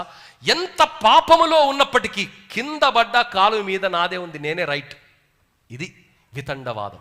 ఇలాంటి ఒక భయంకరమైనటువంటి పరిస్థితి మరి అంత్య దినాలలో ఉండబోతుంది. అలాంటి పరిస్థితిలో కృపాకాలంలో నీవు నేను క్షమించబడాలి, మన కుటుంబాలు రక్షించబడాలి అంటే దేవుడు చూపిస్తున్నటువంటి తప్పిదాన్ని సరిచేసుకొని మరి తిరిగి ఆ పాపము వైపు చూడకుండా, ఆ మార్గంలోనికి వెళ్ళకుండా, ఆ ఛాయల్లోనికి వెళ్ళకుండా దేవుడు చూపించే మార్గంలో నడవటం నేర్చుకోవాలి. అదే జ్ఞానులు చేశారు. పొరపాటు చేశారు. ఆ పొరపాటును బట్టి భయంకరమైనటువంటి అంగలార్పు వచ్చింది. ఆ పొరపాటును బట్టి రక్తపాతం వచ్చింది. ఆ పొరపాటును బట్టి పసికందులు వధించబడ్డారు. అయినా దేవుడు కృపగలిగినటువంటి వాడు వారిని క్షమించి వారి యొక్క హృదయాన్ని, వారి యొక్క సిద్ధపాటును, వారి యొక్క అమాయకత్వాన్ని గ్రహించినటువంటి దేవుడు వారితో దర్శనములో మాట్లాడి వారిని సరైన మార్గంలో నడిపించాడు. దేవుని బిడ్డ, దేవుని వాక్యంలో కిందికి చదువునానా 24:16 ఏమంటుంది? నీతిమంతుడు 7 సార్లు పడినను, నీతిమంతుడు 7 మారులు పడినను తిరిగి లేచును. ఆపత్కాలమునందు భక్తిహీనులు కూలుదురు. ఆపత్కాలమందు భక్తిహీనులు కూలుదురు. ఎన్నిసార్లు హెచ్చరించినను, 29:1 ఎన్నిసార్లు గద్దించినను, లోబడని వాడు మరీ తిరిగి లేకుండా హఠాత్తుగా నాశనం అవుతాడు. అమ్మా, ఎవడికి అలాంటి మరణం దేవుడు ఇవ్వాలని కోరటం లేదు. He is giving you inputs, he is giving you warnings. God is speaking. దేవుడు మాట్లాడుతున్నాడు, దేవుడు హెచ్చరిస్తున్నాడు, దేవుడు ఖండిస్తున్నాడు. కానీ వింటున్నామా? దేవుని వాక్యం అంటుంది, ఎన్నిసార్లు గద్దించనున్నప్పటికీ విననొల్లని వాడు హఠాత్తు మరణాన్ని పొందుకుంటాడు. సామెతలు 6:15 అంటుంది, కాబట్టి ఆపద వాని మీదకు హఠాత్తుగా వచ్చును, వాడు తిరుగు లేకుండా ఆ క్షణమందే నలగగొట్టబడును. దేవుని బిడ్డ, ఈరోజు దేవుని వాక్యాన్ని చాలా ఖచ్చితంగా మనం అర్థం చేసుకోవాలి. తమాషా కాదండి క్రైస్తవ జీవితం అంటే. క్రైస్తవ జీవితం అనేది జవాబుదారీతనంతో బ్రతికేది, ఖచ్చితంగా బ్రతికేది. దేవుని ఆత్మ ఖండించినప్పుడు, దేవుని ఆత్మ సంధించినప్పుడు, దేవుని ఆత్మ సరిచేసినప్పుడు జీవితాలను మనం సరిచేసుకోవాలి. వితండవాదం చేయటం కాదు, మూర్ఖంగా మాట్లాడటం కాదు. దేవుని వాక్యం ఏమంటుంది? మరి సామెతలు 28:18 ఏమంటుందంటే, మూర్ఖ ప్రవర్తన గలవాడు హఠాత్తుగా పడిపోవును. హఠాత్తుగా పడిపోతావు. మూర్ఖంగా మాట్లాడకు, అజ్ఞానిని అనుకొని మాట్లాడకు, నీకు ఎంతో పరిస్థితి ఉందని మాట్లాడకు. నీ జీవితంలో దేవుని ఆత్మ నిన్ను సంధిస్తున్నప్పుడు దేవుడు గాడిదతో ప్రవక్తతో మాట్లాడాడండి. ఒక ప్రవక్తను దేవుడు సముద్ర గర్భములో చేప కడుపులో ఉంచి బుద్ధి చెప్పాడండి. ఒక ప్రవక్తకు దేవుడు కాకిని వాడుకొని భోజనం పంపాడండి. దేవుడు ఎవరితో మాట్లాడతాడో తెలియదు. నీ పిల్లలతో మాట్లాడవచ్చు, దేవుని సేవకులతో మాట్లాడవచ్చు, వాక్యముతో మాట్లాడవచ్చు, పాటతో మాట్లాడవచ్చు, సందర్భంతో మాట్లాడవచ్చు. ఏ సందర్భంతో దేవుడు నిన్ను మాట్లాడుతున్నా ఆ సత్యాన్ని, ఆ సంకేతాన్ని నువ్వు స్వీకరించాలని, మనస్సును మార్చుకోవాలని, ఆ చెడు త్రోవలో నుండి నీ మార్గాన్ని మలుచుకొని సత్యమైన మార్గంలో, యథార్థమైన మార్గంలో, మనస్సాక్షి గద్దిస్తున్న మార్గంలో నడవాలని దేవుడు చెబుతున్నాడు. ఆ గద్దింపు వినగానే, ఆ కరెక్షన్ వినగానే వెంటనే స్పందించారు జ్ఞానులు, రక్షించబడ్డారు. లేకపోతే వారు దొరికింటే వాళ్ళని కూడా చంపేసేవాడు వీడు. ప్రియులారా, మరి దేవుని మాటను వింటున్నావా? మూర్ఖుడు వినడండి. మూర్ఖ ప్రవర్తన గలవాడు హఠాత్తుగా పడిపోవును. దేవుని బిడ్డ, దేవుని వాక్యము జకరియా గ్రంథము 7:11-14 ఈ విధముగా రాయబడింది. ఏమని? జకరియా గ్రంథము 7:11-14 అయితే వారు ఆలకింపనొల్లక మూర్ఖులై వినకుండా చెవులు మూసుకొనిరి. ధర్మశాస్త్రమును పూర్వికులైన ప్రవక్తల ద్వారా సైన్యములకు అధిపతి యెహోవా తన ఆత్మ ప్రేరేపణ చేత తెలియజేసిన మాటలను వారు వినకుండునట్లు హృదయములను కురవింధముల వలె కఠినపరచుకొనిరి. కనుక సైన్యములకు అధిపతికి యెహోవా యుద్ధ నుండి మహోగ్రత వారి మీదకి వచ్చెను. మహోగ్రత వారి మీదకి వచ్చును. దేవుని బిడ్డ, దేవుడు నిన్ను హెచ్చరిస్తున్నాడు. 2025 సంవత్సరంలో 11 మాసాలు నేను నిన్ను కాపాడాను. పొరపాట్లు నీతో కొన్ని జరిగాయి, అయినా నేను క్షమిస్తున్నాను. మనస్సు మార్చుకో. ఇదే సరి అయిన సమయము, ఇదే రక్షణ దినమని దేవుని వాక్యం సెలవిస్తుంది. మారు మనస్సు పొంది రక్షణ అనుభవంలోనికి నేను రావాలి. అలే మూర్ఖమైన ప్రవర్తనలో, ఆ వితండవాదంలో బ్రతకడం చాలా ప్రమాదకరమని దేవుని వాక్యం సెలవిస్తున్నది. 2వ దినవృత్తాంతములు 33వ అధ్యాయము 10వ వచనంలో మనం గమనిస్తే ఒక రాజు గురించి ఈ విధముగా రాయబడింది. ఏమని? 2వ దినవృత్తాంతములు 33వ అధ్యాయము 10వ వచనం. యెహోవా మనష్షేకును అతని జనులకునకు వర్తమానము పంపినను చెవియొగ్గకపోయిరి. దేవుని బిడ్డ, చరిత్రలో జరిగిన అనేకమైన ఘట్టాలు దేవుడు ఇందులో రాయించాడు. ఎందుకో తెలుసా? మనకు బుద్ధి కలగడానికి, మనం జ్ఞానోపదేశం పొందడానికి, మనం జవాబుదారీతనంతో బ్రతకడానికి, ఇష్టం వచ్చినట్టుగా బ్రతకడానికి, నచ్చినట్టుగా తోచినట్టుగా బ్రతకడానికి, లెక్కలేనితనంతో బ్రతకడానికి, మూర్ఖంగా బ్రతకడానికి జీవితం ఇవ్వబడలేదమ్మా. ఈ జీవితానికి ఒక రోజు లెక్కుంది. ఈ జీవితానికి ఒక రోజు జవాబుదారీతనం ఉన్నది. నీవు నేను జాగ్రత్తగా బ్రతకాలి. మరి ఆ రోజు దేవుడు ఆ జ్ఞానులను క్షమించడానికి కారణం ఏమిటి అంటే, దేవుని మాటకు వారు విధేయత చూపించారు. మంచి మనస్సుతో, మంచి సిద్ధపాటుతో వారు వచ్చారు. కానీ ఒక అమాయకంగా, మరి ఒక fraction of second concentration miss అయిన కారణాన్ని బట్టి, అంతఃపురంలోనికి వెళ్ళిన ఒకే ఒక తప్పుడు అడుగును బట్టి ఎంత గొప్ప నష్టం జరిగిందో ఆ తర్వాత చరిత్రలో అది రాయబడింది. ప్రవక్త అయినటువంటి ఇర్మియా ద్వారా చెప్పబడింది అది ముందుగానే. ఆ పొరపాటు వారు చేస్తారన్నది దేవునికి తెలుసు. అయినప్పటికీ దేవుడు వారిని క్షమించి ముందుకు నడిపించాడు. దేవుని బిడ్డ, ఈరోజు నా జీవితం ఆది నుండి అంతం వరకు దేవునికి తెలుసు. మరి మన జీవితాలను ఎరిగి ఉన్నటువంటి దేవుడు, మన పొరపాట్లను క్షమించడానికి సిద్ధపడుతున్నటువంటి దేవుడు, మనల్ని అర్థం చేసుకునే దేవుడు మనతో మాట్లాడుతుంటే మన హృదయాన్ని మనం కఠినపరుచుకుంటున్నామా, లేక దేవుని మాటకు విధేయత చూపించి, అయ్యా నేను పొరపాటు చేశాను, నా వల్ల పొరపాటు జరిగింది, నన్ను క్షమించమని దేవుణ్ణి అడుగుతున్నావా? దేవుని బిడ్డ, ఈరోజు పొరపాట్లు మానవ సహజం. కానీ ఆ పొరపాట్లకు పశ్చాత్తాపపడి దేవుని సన్నిధిలోనికి వెళ్ళి దేవుని కృపను వేడుకుంటే దేవుణ్ణి ఆరాధించే భాగ్యాన్ని దేవుడిస్తాడు. మరి ఈ జ్ఞానులకు సంఖ్య ఏంటో మనకు తెలియదండి. సాధారణంగా 3 జ్ఞానులు చూపిస్తుంటారు, కానీ సంఖ్య ఏంటో బైబిల్లో రాయబడలేదు కదా. మరి ఆ జ్ఞానులు మరి దేవుని దగ్గరికి వెళ్ళి వారు ఏమిచ్చారు? 10-11 వచనాలు, మత్తయి సువార్త 2వ అధ్యాయం 10-11 వచనాలలో, వారు ఆ నక్షత్రమును చూచి అత్యానంద భరితులై ఇంటిలోనికి వచ్చి తల్లి అయిన మరియును, ఎందుకంటే వారు దారి తప్పిపోయారు, కాటుపడ్డారన్నమాట. కాటుబడి వెతుకుతుంటే ఆ నక్షత్రం కనిపించింది వాళ్ళకు. ఆ నక్షత్రం నడిపించింది. ఆ నక్షత్రం ఎక్కడైతే వారిని ఆపిందో అక్కడికి వెళ్ళిన తర్వాత అన్ని రోజుల ప్రయాణము, అన్ని నెలల ప్రయాణము, అంత కష్టము, అంత వేదన వారు అనుభవించి వచ్చింది ఆ శిశువును చూడడానికి, ఆయనను ఆరాధించడానికి, ఆయనను పూజించడానికి అండి. మరి ఆ ఆనందాలు నెరవేరుతున్నటువంటి ఆ శుభ గడియలో ఆ శిశువు దగ్గరికి వారు వచ్చారు. అత్యానంద భరితులై ఇంటిలోనికి వచ్చి తల్లి అయిన మరియను ఆ శిశువును చూచి సాగిలపడి ఆయనను పూజించి మేరమ్మను కాదమ్మా. ఓ, ఈరోజు వెలంకిని పోయే క్రైస్తవులు ఉన్నారు, ఇక్కడ కూడా ఉన్నారు చర్చిలో. What nonsense is that? మేరమ్మకి పోతారా? మేరమ్మను పూజించలే, జ్ఞానులు పూజించలే, నువ్వు నేను పూజించొద్దు, ఎవరిని పూజించొద్దు, యేసయ్యను తప్ప. వెలంకినిలో ఏముందండి? వెలంకినిలో ఏముంది? మేరీ మాత. ఆ మేరీ మాతను పూజించకూడదని, అది తప్పని 1517వ సంవత్సరం పోరాటం చేసి, ప్రొటెస్ట్ చేసి బయటకు వచ్చాం. ఈరోజు మళ్ళా ఆ పాత ఆచారాలకు వెళుతున్నాము. ఆ చీకటి మూల్యం ఎంతో తెలుసా? అది మన జీవితాలకే ఉరితాడుగా చుట్టుకుంటుంది. దేవుని బిడ్డ, వారు వెళ్ళి అమ్మ మదర్ అండి, ఈమె సో గ్రేట్ అండి, ఈమెకు మొక్కాలని మొక్కలేదండి. వాక్యం చాలా జాగ్రత్తగా చదవండి. చదువునా? తల్లి అయిన మరియను ఆ శిశువును చూచి సాగిలపడి ఆయనను పూజించి, ఆమెను కాదండి, ఆమెను కాదు, యేసును పూజించారు. ఆ లోక రక్షకుణ్ణి పూజించారు, ఆ లోక రక్షకుణ్ణి ఆరాధించారు, ఆ లోక రక్షకునికి వారు మరి కానుకలు అర్పించారు. మరియమ్మకు కానుకలు అర్పించలే, మరియమ్మ మాటలో నడవలేదు. మరియమ్మను నువ్వు గ్రేటు, యేసు ప్రభును కన్నావు, నువ్వు చాలా గొప్పదానివి, యేసు ప్రభు దగ్గర రావాలంటే నీకు ప్రార్థన చేయాలి, నీ కాళ్ళు పట్టుకోవాలి, నిన్ను పూజించాలి, అప్పుడు నువ్వు పోయి యేసయ్య చెవులో చెప్తే ఆ యేసయ్య వచ్చి మాకు మేలు చేస్తాడన్నటువంటి మూర్ఖపు ఆలోచనలో లేరండి వారు. ఈరోజు ఇంకా చాలా మంది క్రైస్తవులను చెప్పుకుంటున్న వారు ఆ రోమన్ క్యాథలిక్ యొక్క భయంకరమైనటువంటి చీకటి ఉచ్చులో వారు కొట్టుమిట్టాడుతున్నారండి. ఇక్కడ జ్ఞానులు ఏం చేశారు?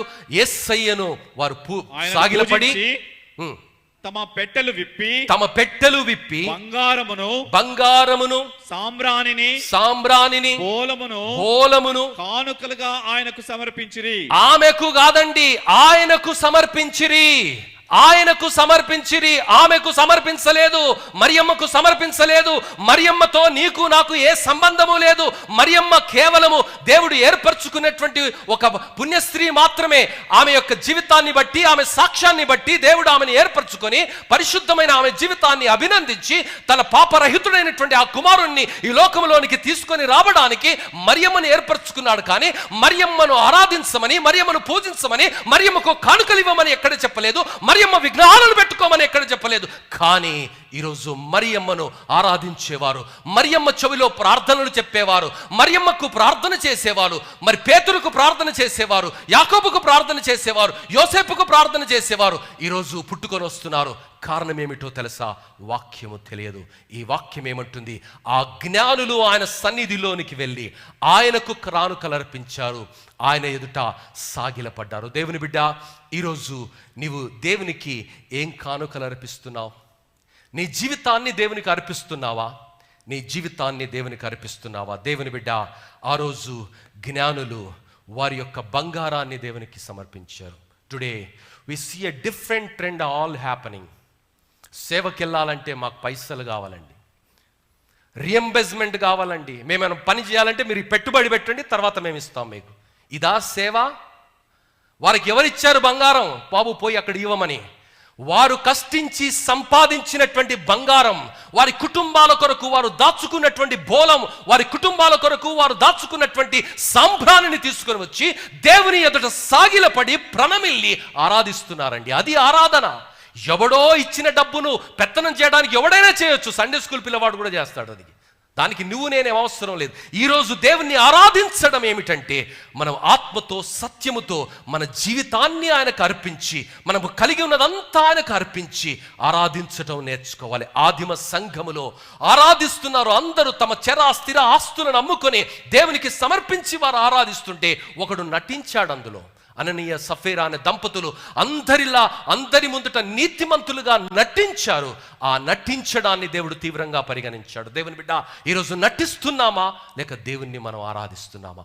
దేవుని బిడ్డ, ఆ రోజు ఆ జ్ఞానులు ఎంత గొప్ప ఆశతో, ఎంత గొప్ప కోరికతో, ఎంత గొప్ప సిద్ధపాటుతో, ఎన్నో వ్యయ ప్రయాసలకు ఓర్చి ఆ అరణ్య మార్గంలో నడిచి, ఎడారి మార్గంలో నడిచి, కొండల్లో కోనల్లో మరి లోయల్లో గుంతల్లో ప్రతికూల పరిస్థితుల్లో ఓర్చుకొని వచ్చి దేవుణ్ణి ఆరాధించారు. వారు సంపాదించినటువంటి ఆస్తిలో మరి బంగారాన్ని, సాంబ్రాణిని, బోలాన్ని శ్రేష్టంగా పెట్టెల్లో తీసుకొని వచ్చారండి.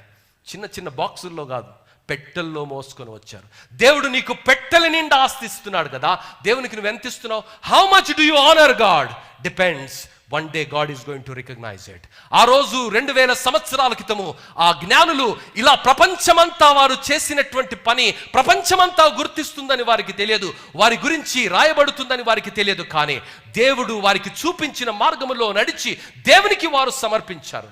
దేవుని బిడ్డ, ఈరోజు చరిత్ర మనం మాట్లాడతాం, మిషనరీల గురించి మనం మాట్లాడతాం. నిజమే, మిషనరీలు చేశారు, చరిత్రగా మార్చబడ్డారు.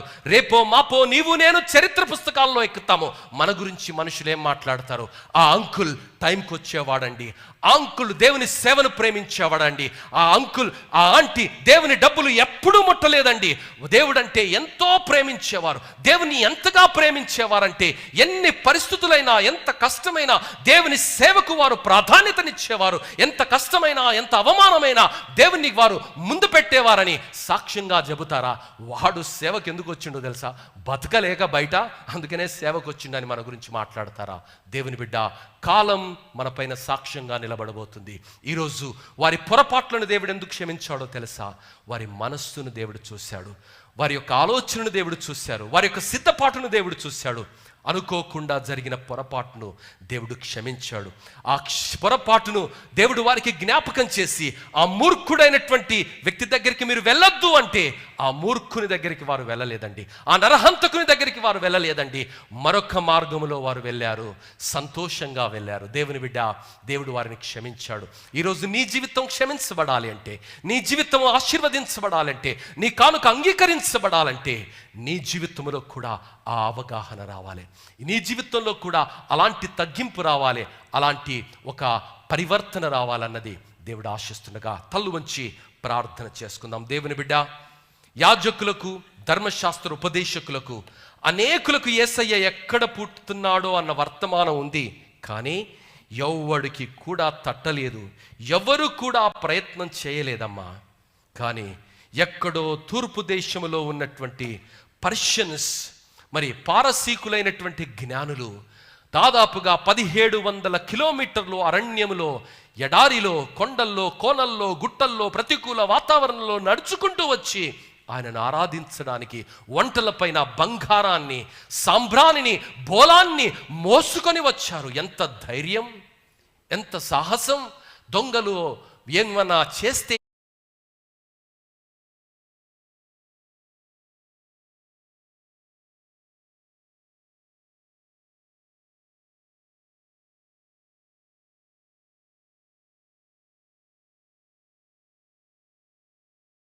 ఏం జరుగుతుందన్నది ప్రాణాన్ని కూడా లెక్క చేయలేదండి, ప్రతికూల వాతావరణాన్ని కూడా లెక్క చేయలేదు, ఆరోగ్య అవసరాలు ఏంటో మనకు తెలియదు, కానీ వాటన్నిటినీ లెక్క చేయకుండా దేవుణ్ణి ఆరాధించడానికి వచ్చారు. ఎందుకంటే ఆయన ఎవరో వారు ఎరిగి ఉన్నారు. దేవుని బిడ్డ, ఈరోజు దేవుడు ఎవరో నీకు తెలుసా? ఆ గొప్ప దేవుణ్ణి ఆరాధించడానికి సోమవారం నుండి శనివారం వరకు గొందిలో ప్రాణమిచ్చి ఆదివారం సజీవుల లెక్కలో ఉంచిన దేవుణ్ణి ఆరాధించడానికి ఆరాధన సమయము 10:30 అంటే 12 వరకు నువ్వు కనిపించవే. ఆ ప్రేమ కలిగిన దేవుడు ఎంత బాధతో, ఎంత ఆసక్తితో, ఎంత గౌరవంతో, ఎంత కోరికతో నీ వైపు చూస్తుంటే ఎప్పుడు వస్తావు సమయానికి? దేవుని బిడ్డ, దేవుణ్ణి ఆరాధించటం, దేవుణ్ణి గౌరవించటం, దేవుణ్ణి ప్రేమించటం మనం నేర్చుకుందాం. ఎందుకంటే నన్ను ప్రేమించు వారిని నేను ఆస్తికర్తలుగా మారుస్తాను, నన్ను గౌరవించు వారిని నేను ఘనపరుస్తానని దేవుని వాక్యం సెలవుస్తుంది. నీవు ఘనపరచబడాలి అంటే, నీవు దేవుణ్ణి ప్రేమిస్తే, నీ ఆర్థిక అవసరాలు తీర్చబడాలి అంటే దేవుని మాటకు నీ విధేయత చూపించాలి. ఆ జ్ఞానులు దేవుని ఎంతగా ప్రేమించారంటే వారి కష్టార్జితములో నుండి శ్రేష్టమైనటువంటి ఫలాలను దేవునికి అర్పణగా ఇచ్చారు. బంగారాన్ని, సాంబ్రాణిని, మరి బోలాన్ని దేవునికి వారు అర్పించారు. దేవుని బిడ్డ, దేవునికి నువ్వు కనీసం 10వ భాగం అర్పిస్తున్నావా? దేవుడు నీకు ఇంత ఆరోగ్యం ఇచ్చాడు కదా, ఇంత పరిపుష్టినిచ్చాడు కదా, నువ్వెంత ఇస్తున్నావు దేవునికి నీకు మాత్రమే తెలుసు. అదే నా దేవుడంటే నీకు అర్థమైంది, అదే నా దేవుణ్ణి నువ్వు ప్రేమించే విధానం, అదే నా దేవుని ఎడల నీ భక్తి, అదేనా? ఏదీ నీ లోకంలో శాశ్వతం కాదు. దేవుని బిడ్డ, ఈ జ్ఞానులను చూసి నేర్చుకుందాం. సిద్ధపాటు అంటే ఏమిటి? పొరపాట్లు తెలియకుండా జరిగినప్పుడు క్షమించే గొప్ప దేవుడున్నాడు, కానీ తిరిగి అదే పొరపాటులో కొనసాగకూడదు. ఆ జ్ఞానులు పొరపాటు ఒక్కసారే చేశారు, ఆ పొరపాటు ఎత్తి చూపబడగానే సరిదిద్దుకున్నారు, నీతి మార్గంలో నడిచారు. నీకు పొరపాటు పదే పదే జ్ఞాపకం చేయబడుతున్నా, దేవుని వాక్యము నిన్ను పదే పదే హెచ్చరిస్తున్నా, దేవుని ఆత్మ నిన్ను ప్రతిరోజు బ్రతిమిలాడుతున్నా, ఎంతకాలము నువ్వు ఇంకా హృదయాన్ని కఠినపరుచుకుంటావు? ఎంతకాలము నువ్వు ఇంకా మూర్ఖంగా ప్రవర్తిస్తావు? ఎంతకాలంలో ఇంకా పాపంలో కొనసాగుతావు? దేవుని వాక్యము హెచ్చరిస్తుంది, హఠాత్తు మరణం వస్తుందని. మరి ఎన్నిసార్లు గద్దించను వినకపోతే, మూర్ఖంగా ప్రవర్తిస్తే, దేవుని మార్గాన్ని ధిక్కరిస్తే పర్యవస్థానం ఏ విధంగా ఉందో దేవుడు రాయించాడు. దేవుని బిడ్డ, ఎవరు చనిపోవటం, ఎవరు హఠాత్తుగా మరణించడం దేవునికి ఇష్టం లేదు. అవకాశం ఉండగానే జీవితాలను సరి చేసుకుందాం. హృదయాన్ని కఠినపరుచుకోవటం కాదు, మూర్ఖంగా బ్రతకటం కాదు, హృదయాలను పరిశీలన చేసుకుందాం. ఆ రోజు ఆ జ్ఞానులు పొరపాటు చేశారు, కానీ వారి మనస్సును ఎరిగిన దేవుడు, వారి ఆలోచనను ఎరిగిన దేవుడు వారిని సరిచేసినప్పుడు జీవితాన్ని సరిచేసుకున్నారు. దేవుని బిడ్డ, దేవుని ఆత్మ నీకు పొరపాట్లు చూయిస్తుంటే మారు మనస్సు పొందు, క్షమాపణ అడుగు. ప్రభా, నేను పొరపాటు చేశా, ఈ విషయంలో తెలిసి పొరపాటు చేశానయ్యా, ఈ విషయంలో కావలసి పొరపాటు చేశానయ్యా, న్యాయమేందో యథార్థత ఏంటో నాకు తెలుసయ్యా, ఎవరినో సంతోష పెట్టడానికి, ఎవరికో మేలు చేయడానికి పొరపాటు చేశాను, ఎవరినో ప్రభా మరి మెప్పించడానికి పొరపాటు చేశాను, కానీ నా జన్మకు కారణమైన నీ గురించి నేను మరిచిపోయాను, క్షమించు. దేవుడు క్షమించేవాడు, కరుణించేవాడు. Confess your sin, repent. పశ్చాత్తాపబడిన ప్రతి పాపిని దేవుడు కృప చూయిస్తాడు. పశ్చాత్తాపడదాం. దేవుని ఆత్మ ఏ పొరపాటు చూయిస్తే ఆ పొరపాటును ఒప్పుకుందాం. ప్రపంచంలో యేసు వచ్చింది చరిత్ర ఘట్టం. నీ హృదయంలో యేసయ్య ఉన్నాడా? అది నీకు రక్షణ దినం. ఈరోజు క్రైస్తవునివే కావచ్చు, క్రైస్తవ కుటుంబాల్లో పుట్టి ఉండవచ్చు, అనేక తలాంతులు నీకుండవచ్చు, కానీ నీ క్రియలు నీ క్రీస్తు నీలో ఉన్నాడా లేదా అన్నది ప్రస్ఫుటంగా సాక్ష్యమిస్తున్నాయి. అది నీకు కూడా తెలుసు. ఒప్పుకుందాం, సిద్ధపడదాం. నిజమైన క్రిస్మస్, క్రీస్తును కలిగిన క్రిస్మస్, ప్రతిరోజు ఆనందంతో సంతోషంగా బ్రతికే జీవితాన్ని దేవుడిస్తానని వాగ్దానం చేస్తుండగా మనసు విప్పి దేవుని సన్నిధిలో ప్రార్థించుకుందాం. ఒక్క నిమిషం దేవుని సన్నిధిలో యథార్థంగా ప్రార్థన చేసుకుందాం. పరలోకమందున్న మా మంచి తండ్రి, మీకు వందనాలయ్యా. మా జీవితంలో మీరు మమ్మల్ని ఎంతో ప్రేమిస్తున్నారయ్యా. మా జీవితాన్ని నువ్వు వెలపెట్టి కొన్నావు, నీకు వందనాలు చెల్లిస్తున్నాను. ఆ జ్ఞానులు ఎంత ఆశతో, ఎంత ఆసక్తితో, ఎంత సిద్ధపాటుతో నిన్ను చూడాలన్నటువంటి కుతూహలంతో, ఆరాటంతో వచ్చారు అన్నది నువ్వు ఎరిగి ఉన్నావయ్యా. ఒక్కసారి జరిగిన పొరపాటు వలన ఎంత అంగలార్పు, ఎంత వేదన, ఎంత కష్టం ఆ ప్రాంతమంతా రాజ్యమేలిందో చరిత్రలో మేము చదువుతున్నాం. అయినా కృపగలిగిన దేవుడవు ఆ జ్ఞానుల యొక్క ఆశను బట్టి, ఆ జ్ఞానుల యొక్క కోరికను బట్టి వారి పొరపాటును నీవు ఎత్తి చూయించినప్పుడు వారు ఒప్పుకున్నారయ్యా. ఒప్పుకొని విడిచిపెట్టి మరో మార్గంలో వెళ్ళారు. ఈరోజు ప్రభా, మా పొరపాట్లు నీవు మాకు చూపించినప్పుడు ఒప్పుకోవడానికి, విడిచిపెట్టడానికి మీరు మాకు నేర్పించండి. విడిచిపెట్టకపోతే మూల్యం మరోలా ఉంటుందని నీ వాక్యంలోనే నువ్వు రాయించావు ప్రభా. ప్రేమ కలిగిన దేవుడవు, మమ్మల్ని హెచ్చరిస్తున్నావు. ఆ రోజు జ్ఞానులను దర్శనంలో నువ్వు హెచ్చరించావయ్యా. మరి వారిని కళల ద్వారా మాట్లాడావు స్వామి. మరి వారిని హెచ్చరించావు, వారిలో మార్పునిచ్చావు. ఈరోజు అనేక పరిస్థితుల ద్వారా మీరు మాతో మాట్లాడుతున్నారు, కానీ ఇంకా మా హృదయాలను కఠినపరుచుకుంటున్నాము. సమస్యలకు మేమే కేంద్ర బిందువుగా ఉన్నాము. మా హృదయాలు ఎంత కఠినపరుచుకున్నామంటే ఆ మార్గాన్ని విడవడానికి ఇష్టపడటం లేదు ప్రభా. అది మా ప్రాణానికే ముప్పని నీ వాక్యం సెలవిస్తున్నది ప్రభా. ఆ పరిస్థితి రాకమునుపే, గొంతులో ప్రాణముండగానే మా జీవితాలను సరిచేసుకొని జ్ఞానులు ఏ విధంగా క్షమించబడి మరి తిరిగి వారి గృహాలకు వెళ్ళారో అదేవిధంగా మేము కూడా క్షమించబడి మా పరమపురికి వెళ్ళగలిగినటువంటి భాగ్యాన్ని రెండవ రాకడ కొరకు సిద్ధపరుస్తూ మేము జీవించడానికి మా అందరికీ నీ కృపను, నీ సహాయాన్ని, నడిపింపును దయచేయమని, వెత్తబడిన వాక్యాన్ని నీరు కట్టి ఫలింపచేయమని యేసు అతి శ్రేష్ఠ నామములో అడిగి వేడుకుంటున్నాము తండ్రి. ఆమెన్.